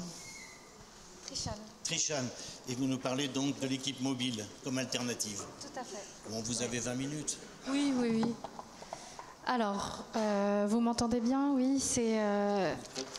Je parle très proche du micro. Donc, je suis le docteur Trichan. Je travaille en fait effectivement au pôle centre rive gauche de l'hôpital du Vinatier. J'avais commencé en fait à travailler en service de réhabilitation psychosociale au SUR CL3R. Et là, progressivement, en fait, depuis la période du premier confinement en avril 2020, je travaille sur les équipes mobiles de psychiatrie au sein du pôle, et petit à petit en fait ça a embrayé vers un projet de pôle en janvier 2021. Donc je vais vous en parler de manière assez synthétique, n'hésitez pas à poser des questions après. Puis il y a beaucoup de choses que je reprends aussi du professeur Franck, comme il a été quand même assez exhaustif. Donc ceux qui, je vous remercie en tout cas d'être aussi matinaux. Ceux qui n'étaient pas encore très réveillés, ça vous donnera l'occasion de revoir un petit peu certaines notions. Alors, les équipes mobiles en psychiatrie, quand on parle d'équipes mobiles, je pense que ça fait déjà plusieurs années que vous en avez entendu parler. On entend parler des équipes mobiles de précarité, des hospitalisations à domicile, des équipes mobiles de crise, les visites à domicile en fait du centre médico-psychologique. En gérontopsychiatrie, ça se développe petit à petit aussi. Mais finalement, en fait, en tout cas, je pense dans le projet de pôle, on a voulu réfléchir en fait à quelque chose, une unité à part entière qui est intégrée en fait au secteur et qui a des pratiques qui sont orientées rétablissement. On va voir un petit peu ensemble comment on a procédé, quelle réflexion en fait on a eu dans cette construction en fait d'équipe mobile. Alors, il y a un petit temps de latence, c'est pour ça. Donc là, je reprends un petit peu le schéma que vous avez vu en fait tout à l'heure avec le professeur Franck sur l'organisation en fait du pôle en fonction de ce projet de pôle. Et puis les équipes mobiles en fait se situent au milieu. On voit ici au niveau des prises en charge à domicile, on forme un même service avec l'hôpital de jour de crise, donc qui a été aussi reformaté en fait dans ses objectifs avec les mêmes objectifs que les équipes mobiles, mais avec une notion plutôt de prise en charge groupale et sur place directement dans la structure. Les équipes mobiles là du pôle, elles se basent en fait sur le modèle FACT, et le modèle FACT très rapidement parce que c'est vraiment un modèle qui est très très détaillé. Vous pourrez voir en fait chercher un petit peu de la documentation dessus. Je vous ai mis un petit peu la référence là en bas à droite. FACT, ça veut dire Flexible Assertive Community Treatment. Ça veut dire que c'est une pratique, un dispositif qui est flexible, intensif dans la communauté, et c'est une séquence de soins en fait, un suivi, une prise en charge. Donc le modèle FACT s'adresse effectivement aux personnes qui souffrent de troubles psychiques graves, des personnes en fait qui sont difficiles à engager dans les soins, qui risquent une hospitalisation et qui risquent une négligence personnelle, des problèmes sociaux et juridiques. Et là, on en parlera en fait tout à l'heure de l'importance de la coordination avec le médico-social, parce qu'on travaille aussi, nous, beaucoup avec le médico-social. Le but, c'est d'offrir une prise en charge ambulatoire et intégrée à cette population, la population de notre secteur. Donc pour rappeler, parce que j'ai vu il y avait aussi une question en fait concernant les secteurs de manière très schématique, comme ça vous voyez un petit peu, effectivement le secteur en psychiatrie c'est en fonction du lieu d'habitation de la personne, il y a des soins de proximité, des soins de secteur. Donc nous, le pôle centre, on balaye en fait 3e, 6e, 8e arrondissement de Lyon, qui fait plus de 240 000 habitants, je crois 250 000 vous avez dit professeur Franck. Et du coup, nous, on se focalise vraiment sur ce territoire géographique avec des visites à domicile. Alors, pour vous présenter un petit peu la problématique à laquelle on a été confronté, il y a l'hospitalisation en psychiatrie. Pendant longtemps, de nombreuses années, en fait, les soins psychiatriques étaient très orientés en fait, sur l'hospitalisation complète. Mais quand les personnes en fait, allaient mieux, petit à petit, je crois que c'est dans les années 50-60, il y a des soins ambulatoires qui se sont développés avec les centres médico-psychologiques qui sont extra-hospitaliers. Et puis quand la personne allait moins bien, eh ben, elle était réhospitalisée. Il n'y avait pas d'entre-deux. Normalement, ce schéma, il n'est pas trop compliqué, donc je pense que vous avez bien compris. Assez simplifié, la psychiatrie publique actuelle. Sauf que l'hospitalisation, en fait, on se rend compte que finalement, c'est pas si simple que ça. Pendant longtemps, le système en fait, de psychiatrie était hospitalo-centré. Là, on essaie de réfléchir les choses autrement. Mais c'est parfois quand même assez délétère de centrer les choses au niveau de l'hospitalisation. Pourquoi ? Parce que c'est faux de penser que l'hôpital est le lieu du rétablissement. Je vous ai remis en fait un schéma de Charles Bonzac que je trouve pas mal, parce que ça montre vraiment que l'hospitalisation en fait ne représente qu'un tout petit moment de la vie de la personne, un tout petit moment de son parcours en fait de rétablissement. Et aussi, en fait, l'hospitalisation s'adapte très mal au rétablissement, aux dimensions sociales et fonctionnelles du rétablissement. Donc je vous ai remis, alors attention ceux qui n'ont pas eu le temps de prendre les photos tout à l'heure, le schéma du professeur Franck, je lui ai piqué. Donc les 4 dimensions du rétablissement social, clinique, fonctionnel, personnel. Et on se rend compte effectivement qu'en bas à gauche, on a le rétablissement clinique. L'hospitalisation, elle est très utile, elle garde en fait son intérêt pour ce rétablissement clinique, surtout pour des personnes qui rentrent dans les critères d'hospitalisation complète. Mais pour tout ce qui est le reste, rétablissement social et rétablissement fonctionnel, l'hospitalisation se prête moins parce que la personne ne peut pas, en hospitalisation, remplir ses autres rôles sociaux, comme par exemple d'être intégré dans un travail, un rôle familial ou d'autres rôles qu'il peut y avoir que celui du patient. Et il est faux également de croire que la plupart des personnes qui souffrent de troubles psychiques graves sont actuellement hospitalisées. Je vous ai trouvé en fait un schéma qui montre qu'effectivement 85% des personnes qui ont des troubles psychiques graves sont vraiment dans la communauté et bénéficient de soins qui sont alternatifs à l'hospitalisation. Toujours de Charles Bonzac. Et donc, on essaie de réfléchir un petit peu les choses. On se dit, ok, il y a peut-être des petites pierres manquantes en fait dans ce fonctionnement de la psychiatrie publique. On voit quand la personne en fait est suivie en centre médico-psychologique et qu'elle va moins bien, la seule alternative, enfin la seule solution qui se propose à nous en fait dans la plupart des structures, et le réflexe qu'on a, et j'ai été formée effectivement comme ça au début, c'est l'hospitalisation. Et ça peut être parfois l'artillerie lourde.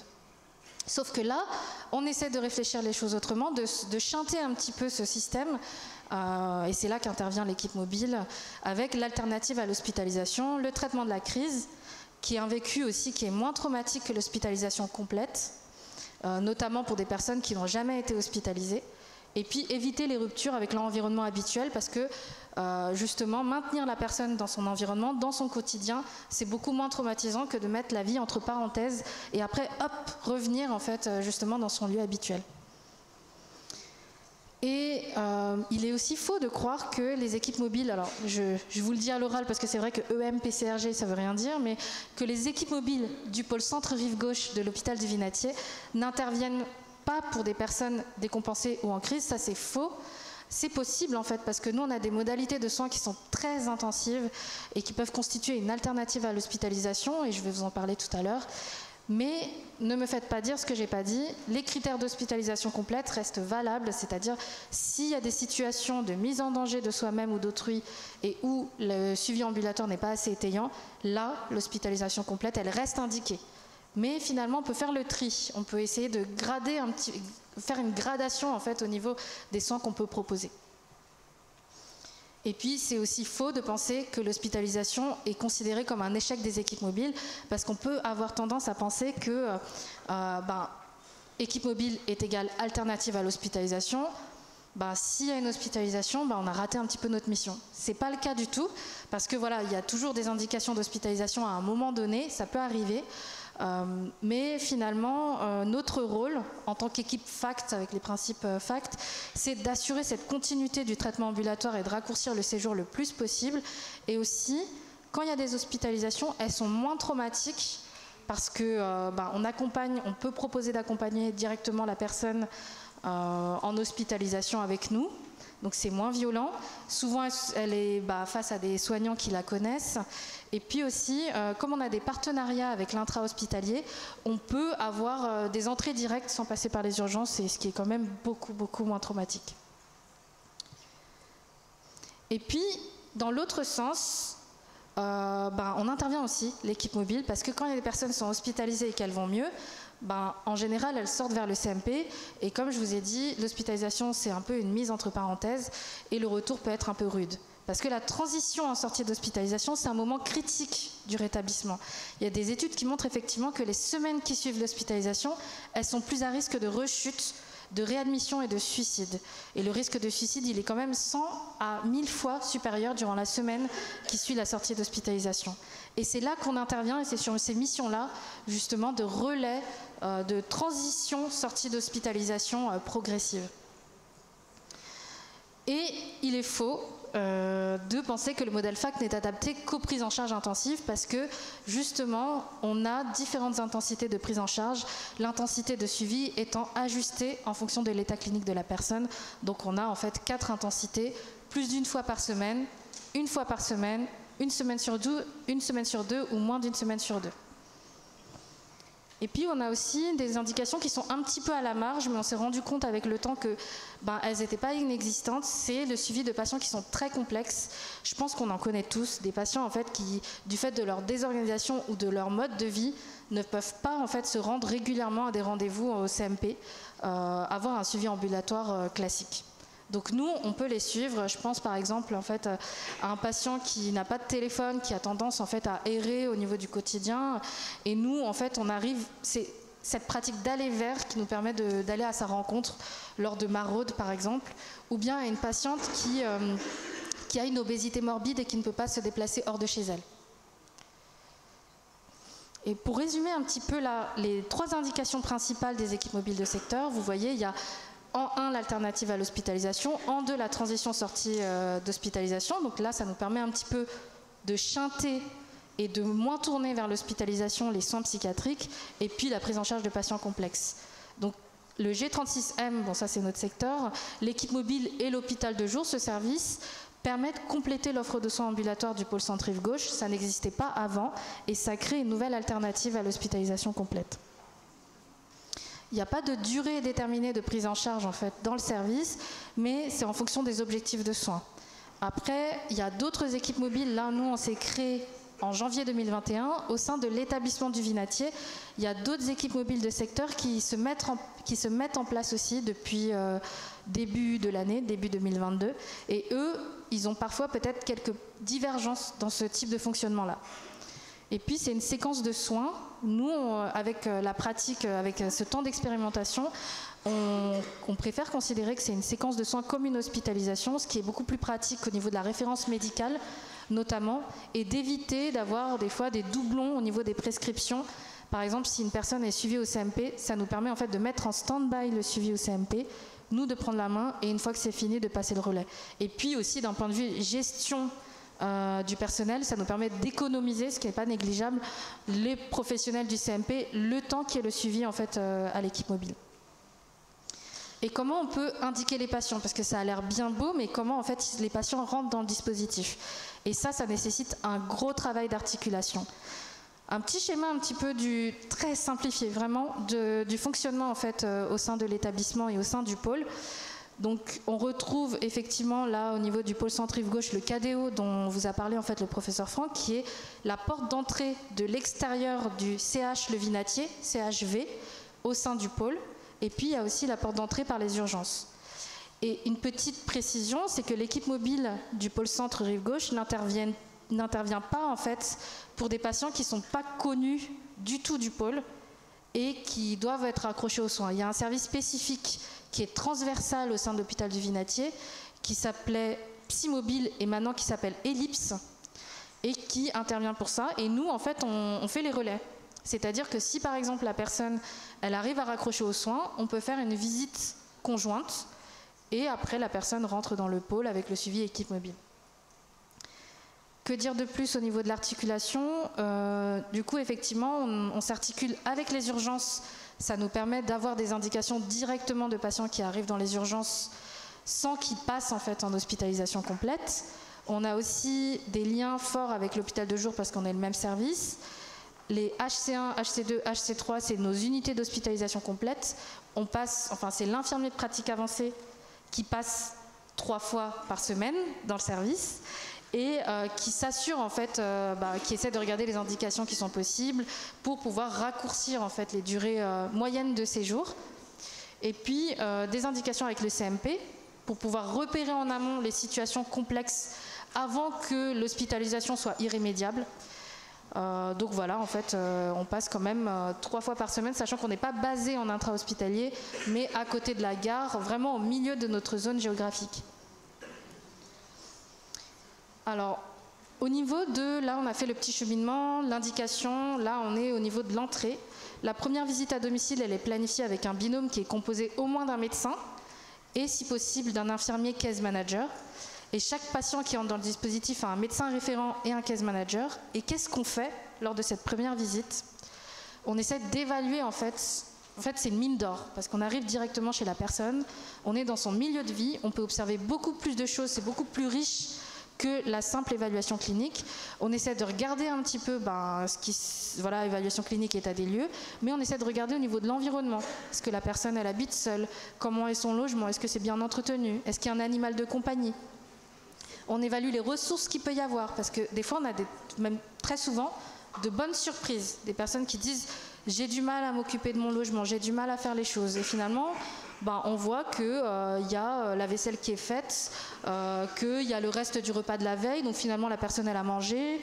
Voilà, donc du coup il y a quand même quelques ressources qui peuvent être mises en évidence, des freins également.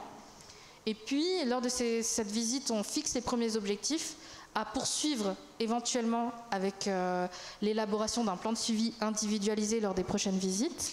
Et puis on essaie de regarder quelle accroche aux soins la personne a, sachant que nous on n'accepte que des personnes quand même qui sont enclines à nous ouvrir la porte, ce qui change un peu des indications des personnes qui sont totalement en rupture au niveau des soins. Et puis dès le début on essaie de regarder dans quel relais, est-ce qu'on peut déjà penser à un relais pour la personne, c'est-à-dire si la personne est suivie par le CMP en général, c'est le CMP, ou si par exemple ça peut être le médecin traitant ou autre. On présente le cadre du suivi, l'équipe, on donne nos coordonnées. Et puis, les VAD, comme leur nom l'indique, ne se déroulent pas forcément qu'au domicile du patient. Parce que VAD, ça veut dire visite à domicile, mais en fait, non, c'est pas seulement juste à domicile. On est très mobile, on parle de pratique assertive outreach, proximité dynamique, et notre principe, c'est d'aller à la rencontre des personnes qui en ont besoin, où elles se trouvent, et adapter les services de santé à celles-ci plutôt que de les y faire venir. Donc on a des rencontres par exemple dans un café, dans un square ou chez des proches par exemple, c'est la personne qui choisit. Donc je vous ai mis quelques petites photos un petit peu de nos moyens de locomotion, transport en commun, vélo et puis petite voiture électrique très pratique pour se garer. J'ai mis en fait la photo d'un vélo à côté pour que vous vous rendiez compte de la taille du véhicule, du bolide. Et qui a un effet très thérapeutique aussi, parce que chez certains patients qui sont très dépressifs, quand ils nous voient arriver avec la voiture, ils rigolent. Donc c'est très bonne idée de la direction. Et donc au niveau du suivi, je vous montre très rapidement, on a une équipe pluridisciplinaire donc ça nous permet d'avoir une offre de soins qui est variée selon les compétences de chacun, et puis une prise en charge individualisée. Un peu en miroir, équipe Nord, équipe Sud, depuis janvier 2022. Donc on a l'infirmier de pratique avancée, on en a parlé, qui fait l'articulation, la référence de patients, la formation, la recherche. Les médecins qui ont un rôle médical d'évaluation, validation des indications, gestion d'équipe. Les psychologues qui évaluent au niveau psychologique et qui initient une prise en charge psychothérapeutique qui peut continuer à l'extérieur en libéral ou bien en CMP. On a le secrétariat qui travaille en binôme avec l'infirmier de régulation. Les infirmiers, on en parlera là justement, je vais développer un peu plus, un rôle de case management, d'infirmier de régulation et de psychoéducation. On a créé un groupe d'ETP gestion du stress et puis il y en a peut-être d'autres à venir, comme quoi la psychoéducation c'est possible aussi à domicile. Et donc le case manager, c'est un interlocuteur qui est privilégié dans la prise en charge du patient. Parce qu'en fait, nous, on est directement dans la cité, dans la communauté. Donc en fait, il y a différents intervenants qui sont sur la situation, notamment des partenaires médico-sociaux, parce qu'on a des patients qui sont pris en charge par des dispositifs Un chez soi d'abord, qui logent en fait dans des pensions de famille, qui sont suivis par des SAMSA. Et donc, en fait, nous, on se coordonne avec eux et on a une prise en charge un peu conjointe. Et après, on peut relayer en fait complètement sur le médico-social une fois que nos objectifs ont été atteints. Le but du case manager, c'est de réduire le coût des transactions, c'est-à-dire réduire la perte d'informations permanente, sachant qu'on est aussi une grande équipe et les informations elles peuvent vite se perdre. Et du fait de son rôle pivot, on peut avoir l'impression que le case manager il est totalement autonome dans la prise en charge, mais en fait le fait de travailler en réseau, avoir cette décision partagée, s'appuyer sur les forces personnelles, encourager la motivation et la psychoéducation, tout ça, ça nécessite en fait énormément de temps que le case manager ne peut pas porter tout seul. Et c'est pour ça que ça nécessite en fait un travail en équipe. Et puis, il n'est pas forcément présent en fait à toutes les visites parce qu'il faut retenir que le case manager, son rôle n'est pas de tout faire, mais de faire en sorte que tout soit fait. Ensuite, un petit mot sur l'infirmier de régulation. Nous, on a effectivement des professionnels qui sont projetés en visite à domicile tous les jours, mais il y a quand même en fait une base avec des professionnels qui restent sur base, notamment la secrétaire et l'infirmier de régulation. L'infirmier, il reste sur place et il répond aux appels, il assure la permanence téléphonique, il replanifie et il gère un petit peu le planning, il gère le temps de briefing quotidien.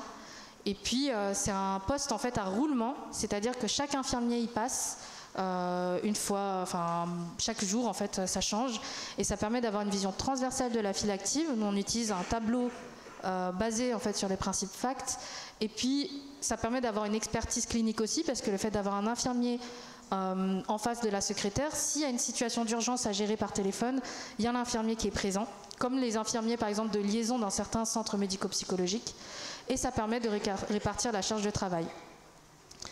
Ensuite, on a une assistante sociale qui assure le suivi social et le lien avec le réseau. Elle est très très importante parce qu'elle nous fait penser en fait à certaines choses, certains liens avec le social et le médico-social. On essaie de travailler cette synergie avec le binôme aide-soignante et ergothérapeute pour accompagner l'autonomie au quotidien et l'aménagement du lieu de vie. On est en train de travailler sur un parcours un peu style psychoéducation.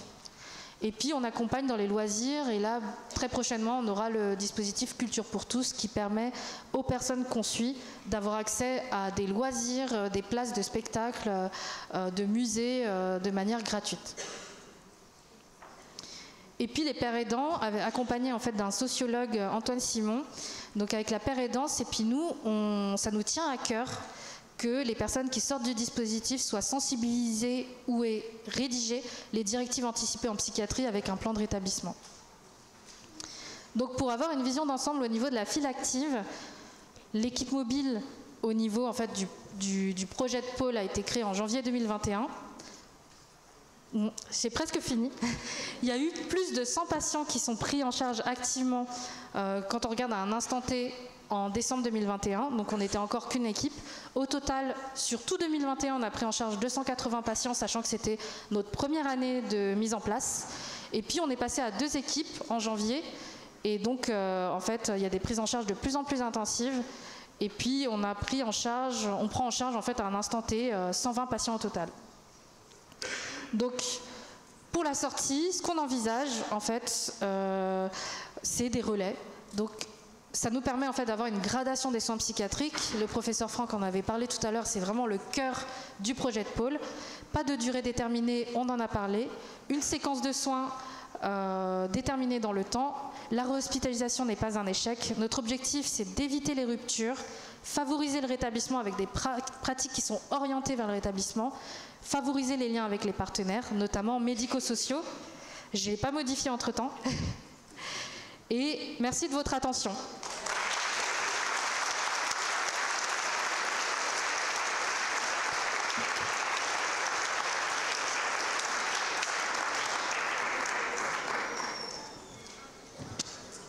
Merci, docteur Trichan.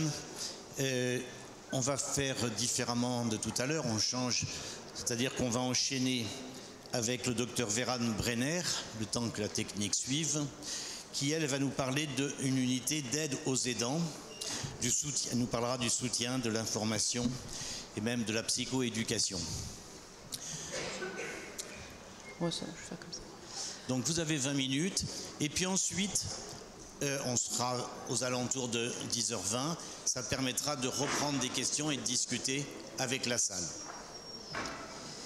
Donc bonjour à tous, donc Vérane Brenner, je suis un des médecins du pôle centre, au centre hospitalier du Vinatier. Donc je vais vous présenter l'intérêt d'avoir notre unité d'aide aux aidants qui est vraiment inclus dans le secteur, enfin qui fait partie intégrante du secteur. Un peu de silence s'il vous plaît.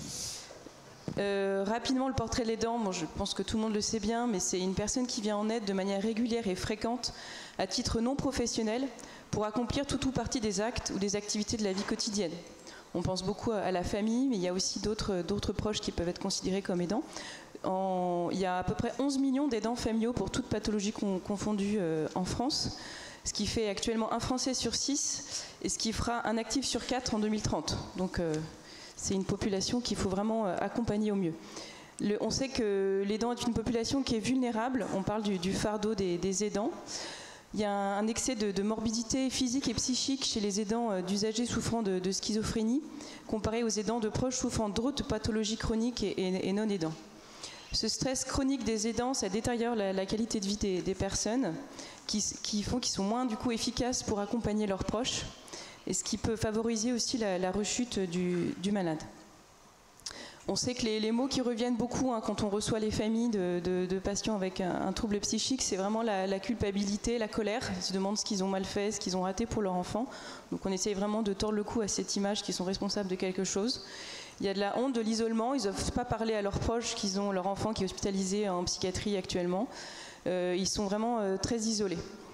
Donc toutes les recommandations internationales, que ce soit celles anglaises, américaines ou canadiennes, disent bien que c'est vraiment très important de prendre en compte les aidants, de les valoriser dans leur savoir et d'essayer de les informer au mieux pour accompagner leurs proches.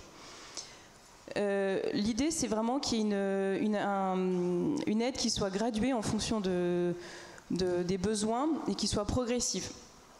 Donc je vais vous montrer comment nous on a réussi là sur le secteur à essayer d'être à peu près à tous les niveaux, même s'il y a des aides qui sont assurées plus par le CLAP avec lequel on travaille. Le CLAP, je vais vous présenter, c'est le Centre lyonnais des aidants en psychiatrie.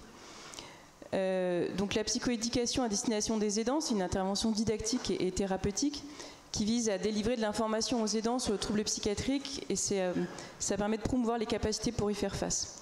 Donc ça a été démontré que c'est un bénéfice indirect sur les patients, parce que la psychoéducation familiale est l'intervention la plus efficace après les traitements médicamenteux. Je trouve que c'est quelque chose d'important. De savoir que c'est vraiment efficace, ça donne envie vraiment de mettre le paquet sur cet accompagnement. Et ça prévient aussi du coup la rechute chez le patient qui est identique à la prise du traitement. Et il y a un bénéfice direct sur les aidants parce que de prendre en compte leur souffrance, leur vulnérabilité, ça permet de diminuer aussi le fardeau ressenti, ça permet de réduire la symptomatologie dépressive, ce qui peut réduire aussi le nombre de jours d'arrêt de travail, ça améliore le fonctionnement familial et ça améliore la possibilité d'avoir recours aux ressources de la personne. Alors du coup sur le pôle centre Rive Gauche, donc nous c'est quelque chose qui a été intégré dans le projet territorial de santé mentale du Rhône, donc c'est la fiche action numéro 4, systématiser l'aide aux aidants de manière précoce jusqu'au stade de la psychoéducation. Donc comme disait le professeur Franck, la petite équipe, on a créé cette équipe d'aide aux aidants en janvier 2021. Donc il y a Sylvie Magot qui est l'infirmière qui est très investie, qui est à temps plein. On a un mi-temps de psychologue, Anne-Laure Bourgeois, un petit temps de secrétaire, Marielle Canck, notre cadre aussi, qui est aussi la cadre sur l'ambulatoire avec moi, donc qui a une bonne vision d'ensemble aussi sur l'ambulatoire, Estelle Benassar. Moi j'ai un petit temps donc à 0,2 et on a la chance d'avoir aussi une père aidante sur le service, Vanessa Evrard. On travaille très en lien avec le CLAP, donc le Centre lyonnais des aidants en psychiatrie, c'est eux qui nous ont formés aux principaux programmes qu'on propose. Et on est bien évidemment très en lien aussi avec l'UNAFAM, puisqu'ils sont présents pour la 3e séance bref, et on fait régulièrement des réunions avec eux. Donc le premier niveau sur la pyramide dont je vous parlais tout à l'heure, c'est donc l'information connective. Donc on est présent sur les services d'intra, sur l'hospitalisation complète, 2 fois par mois. On était là au début toutes les semaines pour bien se faire connaître. Il y a un binôme soignant qui assure une permanence du coup pour recevoir les familles qui le souhaitent. Donc on les reçoit, c'est pas l'équipe, c'est un autre espace que celui qui est proposé par l'équipe de soins. On peut recevoir plusieurs familles sans le proche concerné, c'est vraiment répondre aux questions, essayer de les accrocher un petit peu pour rompre l'isolement. dans le cas du premier niveau aussi, on peut proposer des entretiens en binôme dans notre unité d'aide aux aidants. Donc là, c'est des entretiens pour une seule famille. On est basé juste à côté du CMP. C'est juste pour la famille, le proche concerné n'est pas présent. Et c'est un entretien de soutien et d'orientation pour voir après, au vu de ce qu'on a pu écouter, comprendre, de proposer à la famille de continuer éventuellement vers le deuxième niveau. Donc le deuxième niveau, c'est le programme BREF. Je pense peut-être que vous connaissez pour la plupart. Donc c'est un programme de psychoéducation court qui a été élaboré par le docteur Romaret et l'équipe du CLAP en partenariat étroit avec l'UNAFAM. Le but, c'est vraiment d'orienter et puis de prendre du temps pour recevoir ces trois séances d'1 heure à 1 heure et demie. Et ensuite, il y a un appel à 3 mois pour faire le point sur les actions mises en place éventuellement par la famille. C'est animé par un binôme soignant et on utilise des cartes représentant les principaux symptômes des personnes concernées et de leurs proches qui servent de médias.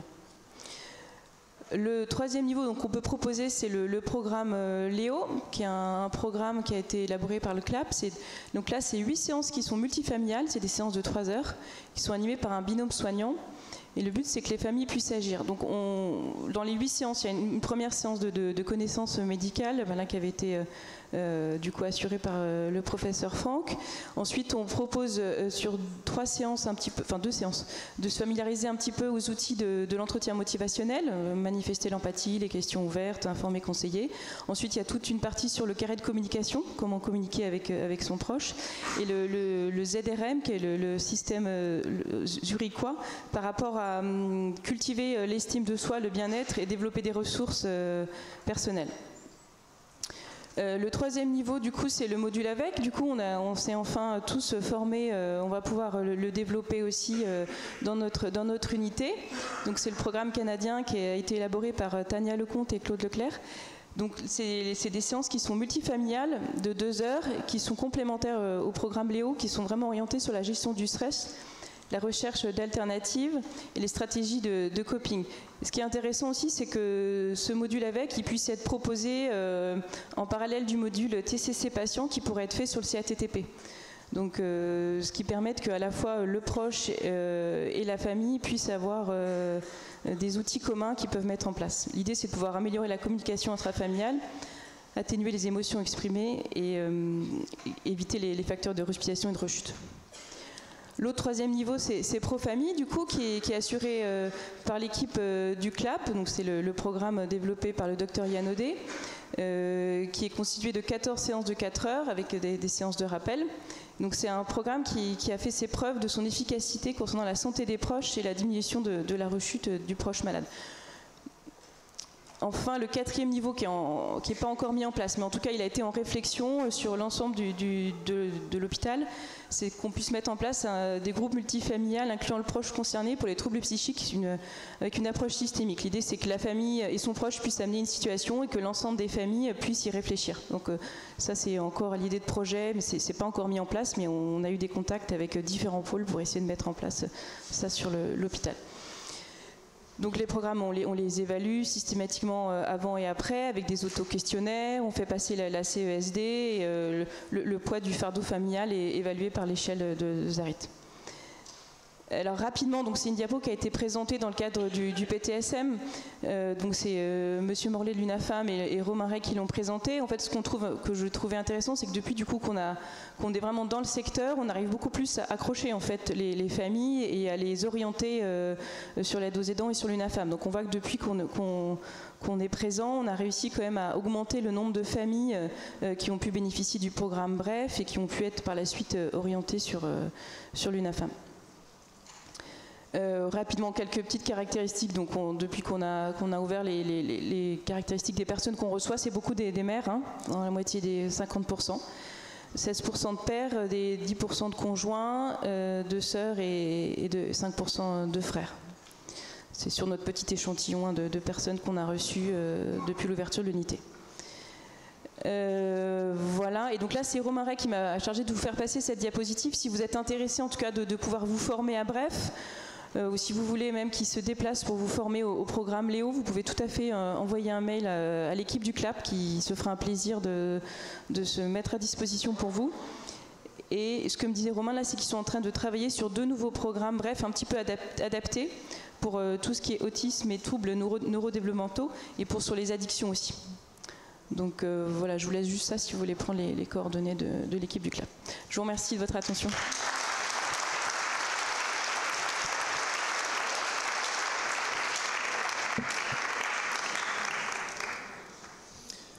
Merci beaucoup. Donc on a eu la chance de rentrer un petit peu dans les détails de ce qui se passe dans ce fameux secteur de Lyon, centre, rive gauche, ou rive droite, je suis perdu. Rive gauche. J'ai pas su lire la carte que vous aviez. Moi, ce que j'ai retenu, c'est... Ouais, c'est ça là. Faut vraiment... Donc que les équipes mobiles sont pensées et coordonnées et non en tuyau d'orgue. Enfin, c'est ma première réflexion, c'est pas une question, c'est un commentaire. Parce que ce que je sais, c'est qu'il y a de plus en plus d'équipes mobiles, parce qu'il y a des appels à projets, on répond et on répond pour un truc ou un autre. Là, ce que j'ai retenu, mais peut-être je me trompe, c'est que c'est coordonné et puis qu'en fin de compte, tout cela travaille ensemble, ce qui leur permet d'avoir une force de frappe. Donc on peut peut-être en parler, mais vous avez peut-être fait d'autres remarques. Et puis concernant Madame Brennert, ce qui m'a frappé, ce qui m'a intéressé, mais c'est un peu la même logique, c'est de se dire qu'il y a une aide aux aidants qui est complète, qui est pensée. C'est-à-dire qu'on a tous les niveaux. Alors que dans un certain nombre de services, on peut trouver, par exemple, des interventions pro-famille ou assimilées. On va retrouver des aides aux aidants par le biais de groupes de parole de l'UNAFAM. Il faut que je me tourne vers Madame Richard. Et là, vous nous avez passé en revue quelque chose qui n'est pas une pyramide de Maslow, mais qui est quand même ce à quoi il faut penser, et en commençant peut-être par le bas, arriver vers le haut. Enfin, c'est ce qui m'est venu à l'esprit. Mais c'est peut-être pas ce qui vous est venu à l'esprit, et en conséquence, je vous donne la parole. Jean-François.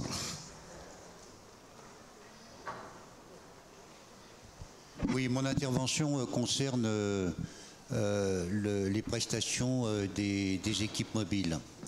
Dans une étude assez fouillée de l'ANAP sur les interventions à domicile et en milieu ordinaire de vie, oui, je disais que dans une étude assez fouillée de l'ANAP sur les interventions à domicile des équipes de secteur et dans le milieu ordinaire de vie, l'étude montrait qu'il y avait finalement 3 types d'interventions.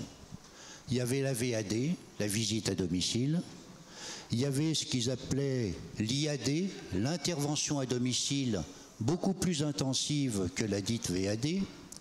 Et puis il y avait quelque chose qui n'a pas été abordé par l'équipe Franck, c'est l'HAD, l'hospitalisation à domicile. Et d'où deux questions. Lorsqu'on est dans une situation de VAD, où il y a donc des prestations de soins, etc., est-ce qu'on a bien le souci de s'articuler avec des équipes mobiles sociales et médico-sociales de type SAVS par exemple? Les SAVS, c'est les SAMSA non médicalisés, hein, c'est les services d'action à la vie sociale, d'aide à la vie sociale. Bon, autrement dit, les soignants interviennent, etc. Mais la personne en milieu ordinaire de vie peut être dans une grande solitude et il peut être nécessaire qu'elle ait des accompagnements, des aides humaines pour l'aider à se mieux socialiser sans préjudice de la qualité des soins que vous prodiguez. C'est ma première question. Et la seconde question, c'est est-ce que dans ce génial secteur du professeur Franck, il y a dans le clavier diversifié des prises en charge, etc., la prise en charge qui n'est pas forcément facile à mettre en œuvre, qui est l'hospitalisation à domicile? Eh bien, je vais simplement répondre là-dessus, puis je laisserai la parole à Mélanie pour parler plus particulièrement de l'articulation avec le médico-social, puisque c'est elle qui le fait au quotidien. L'hospitalisation à domicile, on aimerait le faire, mais simplement, ce que j'ai oublié de dire tout à l'heure, c'est que ça s'est fait tout ça uniquement à moyen constant, avec aucune avance de financement. Donc on a d'abord fermé des lits, et ensuite on a retransféré les moyens juste le lendemain de la fermeture sur des équipes mobiles. Donc couvrir la nuit et le week-end, on n'était pas dans la capacité. Là, ce qui n'a peut-être pas été dit, je ne me souviens pas, c'est qu'on couvre 7h30, 20h30 dans la semaine, du lundi au vendredi, et à la journée le samedi. Donc ni la nuit, ni le dimanche. Donc on ne peut pas faire de l'HAD avec si peu de moyens. Si on nous donne les moyens, évidemment, je pense que l'HAD serait bien plus profitable, on pourrait fermer plus de lits et on éviterait des traumatismes et on serait encore meilleur, mais on n'a simplement pas l'argent. J'ai rien à dire de plus, effectivement, en fait. HAD, 24 heures sur 24, ce qui n'est pas notre cas. On a pourtant des horaires élargis qui nous permettent de voir, en fait, peut-être des étudiants ou des personnes qui travaillent. Voilà, et puis aussi, moi je pense que c'est plus... Enfin, il y a des dispositifs de HAD qui existent en psychiatrie, en tout cas dans la région lyonnaise, qui est porté par Santé mentale et communauté. Et on travaille parfois en collaboration avec eux. Et en fait, nous, on essaie de rajouter en fait un petit plus avec cette notion en fait de pratique orientée rétablissement, avec le développement en fait de la psychoéducation à domicile ou d'un parcours vie quotidienne en fait justement pour les personnes. Il n'y a pas que, enfin, faut pas calquer l'hospitalisation complète à l'extérieur. On essaie de rajouter des petites choses en plus. Bernard Durand. Je voulais remercier Madame Trichin de son exposé. En vous écoutant, effectivement, je faisais écho à ce que disait tout à l'heure Marie-Jeanne Richard. On ne sait plus si c'est du secteur ou si c'est autre chose, cette réhabilitation psychosociale dont vous avez montré toute la richesse ce matin. Cela dit, en vous écoutant, je me disais, mais que de ratés nous avons fait en psychiatrie. Parce qu'en vous écoutant, je redécouvre ce qui s'est fait dans le premier secteur de psychiatrie.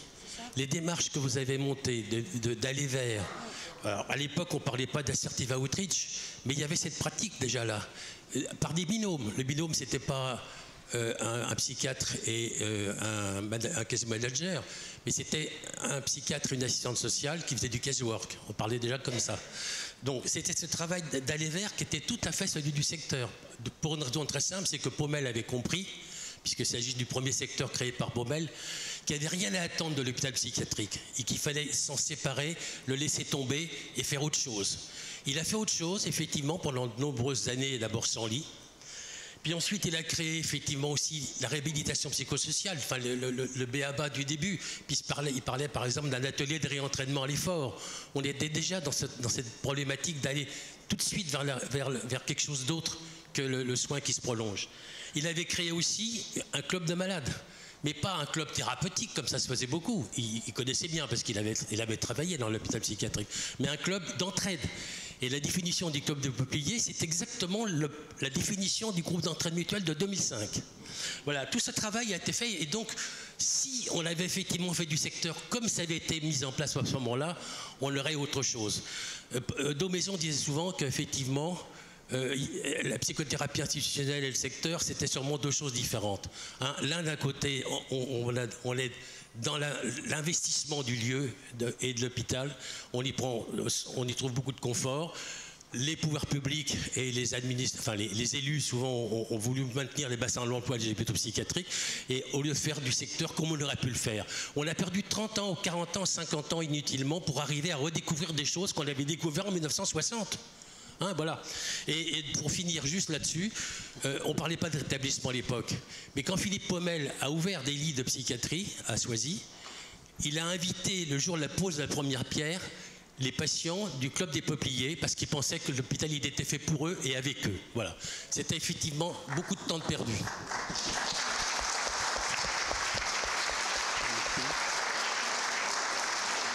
Merci Bernard. Donc je pense effectivement, là c'est du secteur. Le secteur, c'est en fait se poser la question, avec les moyens qu'on a, qu'est-ce qu'on peut faire pour aider au mieux notre population en lui faisant le moins de mal possible. C'est ce qu'on a fait simplement.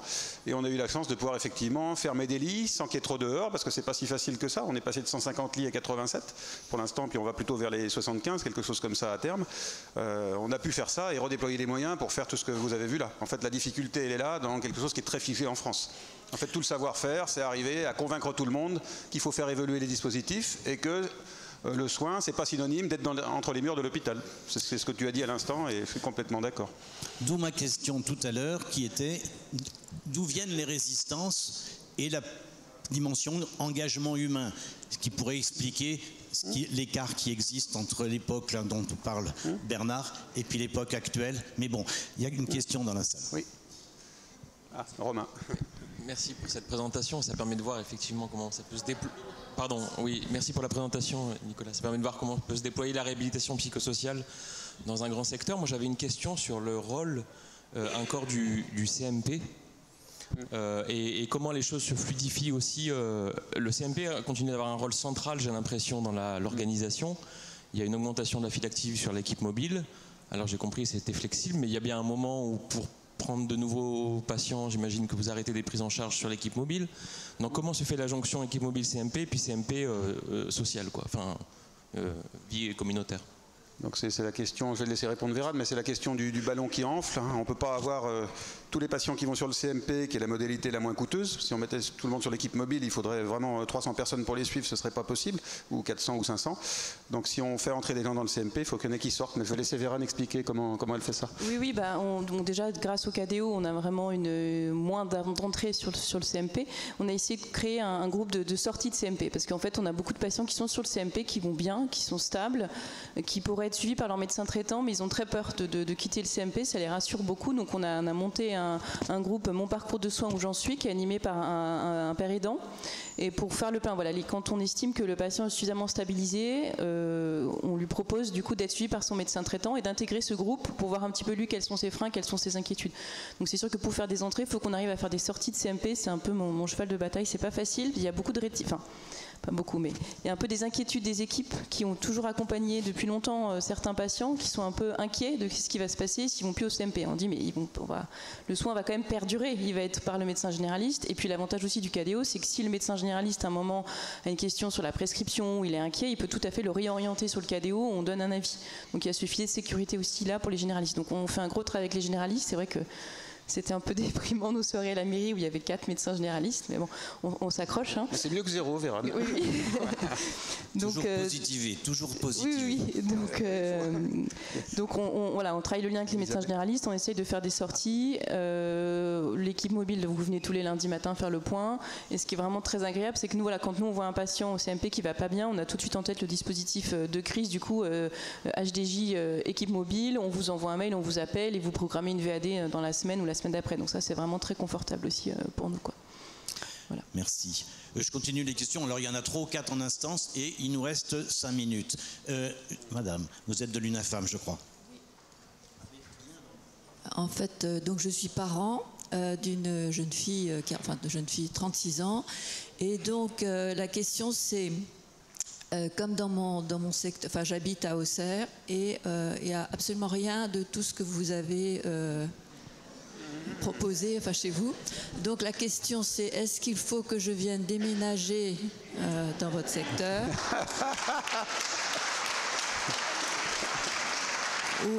ou alors, comment est-ce qu'avec mes petites épaules, etc., je peux faire en sorte que la même chose soit organisée La réponse est toute simple. En fait, je vous réponds. En fait, je réponds brièvement parce qu'il reste 3 questions et qu'on n'a pas beaucoup de temps. Effectivement, vous pouvez venir dans le 3e arrondissement à Lyon, mais le prix du mètre carré est assez cher, donc peut-être qu'il vaut mieux rester à Auxerre pour le confort. Et simplement, ce qu'on a mis en place depuis quand même plus de 12 ans maintenant, c'est une structuration de la réhabilitation psychosociale sous forme de centre de recours à la Chartreuse à Dijon avec le docteur Juliette Martin. Vous avez tout ce qui a été dit là.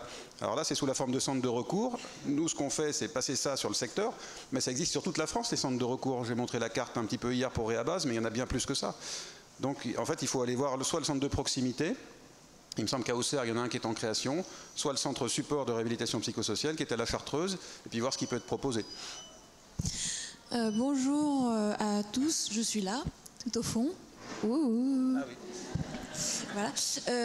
Je suis Mathilde Canet, donc je suis de Lyon aussi. Je voulais simplement faire une remarque, c'est que en fait vous faites un parcours pour les aidants, comme il y a un parcours pour les patients en fait.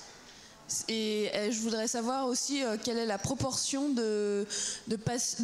d'aidants qui suivent à peu près par rapport au nombre de patients en file active, combien il y a de personnes qui viennent...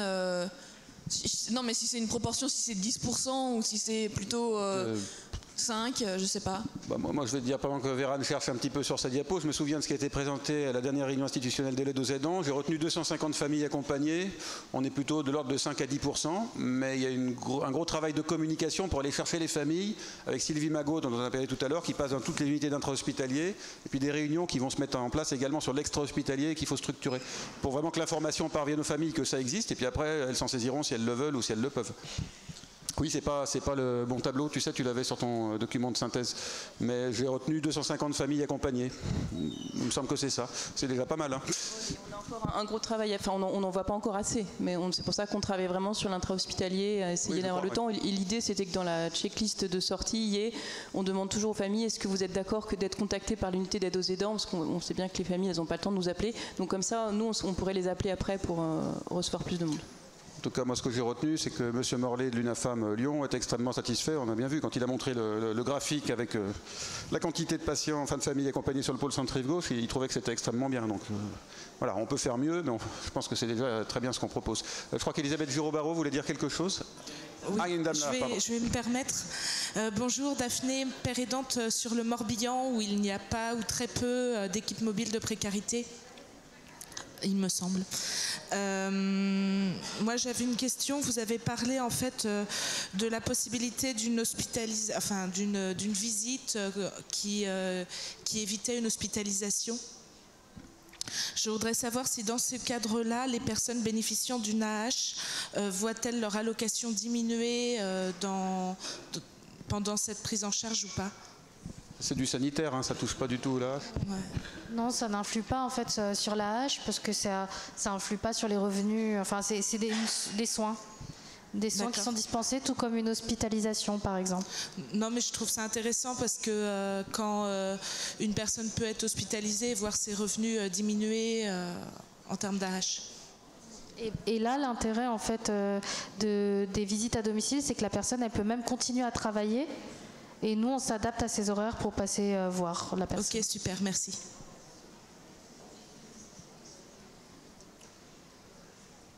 Merci. Donc, Elisabeth Giraud-Barraud. Alors moi, je voulais saluer tout ce qui... Faut que tu serres ton micro sur la bouche, en fait. Sinon, on n'entend rien. Non, je voulais saluer tout ce qui a été proposé.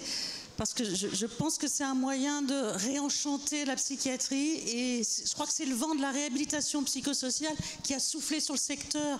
Alors je ne voudrais pas être passéiste, je crois qu'il faut se tourner vers l'avenir et c'est vraiment un modèle dont il faut s'inspirer parce que ça marche. Et je crois qu'on a un peu bouclé la boucle, comment insérer des soins de réhabilitation psychosociale avec les soins conventionnels, comment faire quelque chose qui marche et qui est réactif, qui répond aux besoins. Donc bravo et à soutenir.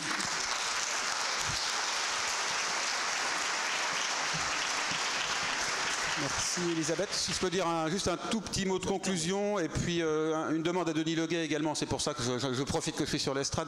Donc non, un petit mot de conclusion, c'est simplement dire que tout ça, on peut le faire parce qu'on est une équipe, parce que je pense qu'on s'entend bien. Enfin, en tout cas, moi j'ai plaisir à travailler avec mes collaborateurs et mes collaboratrices. Ça donne envie de venir travailler au quotidien et ça donne envie de transformer pour la population. Et la petite demande à Denis Leguet, c'est que Guillaume Barbala, dont j'ai parlé tout à l'heure, dont j'ai parlé hier après-midi, fait une enquête sur la réhabilitation psychosociale. Il devait m'envoyer un QR code que je devais vous montrer là, mais il a oublié, il ne l'a pas fait. Je lui ai envoyé un SMS pendant la session, il n'a toujours pas fait. Est-ce qu'il y a quelqu'un qui pourrait faire suivre à tous les inscrits de Réhab, les 1300? Est-ce que c'est possible, Denis? C'est sûrement possible. Merci.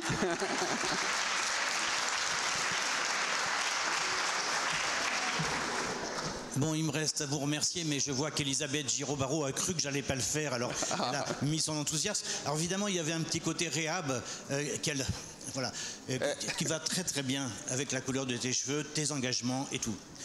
Elle était souriante, elle était heureuse. Merci, c'était vraiment très très intéressant, la preuve qu'on peut faire un travail de secteur. Bah oui. Et il faudrait le dire à tout le monde. Oui, on peut s'intéresser au secteur. Merci à tous, en tout cas. Ah bah il y avait Marie-Christine qui voulait dire quelque chose. Merci.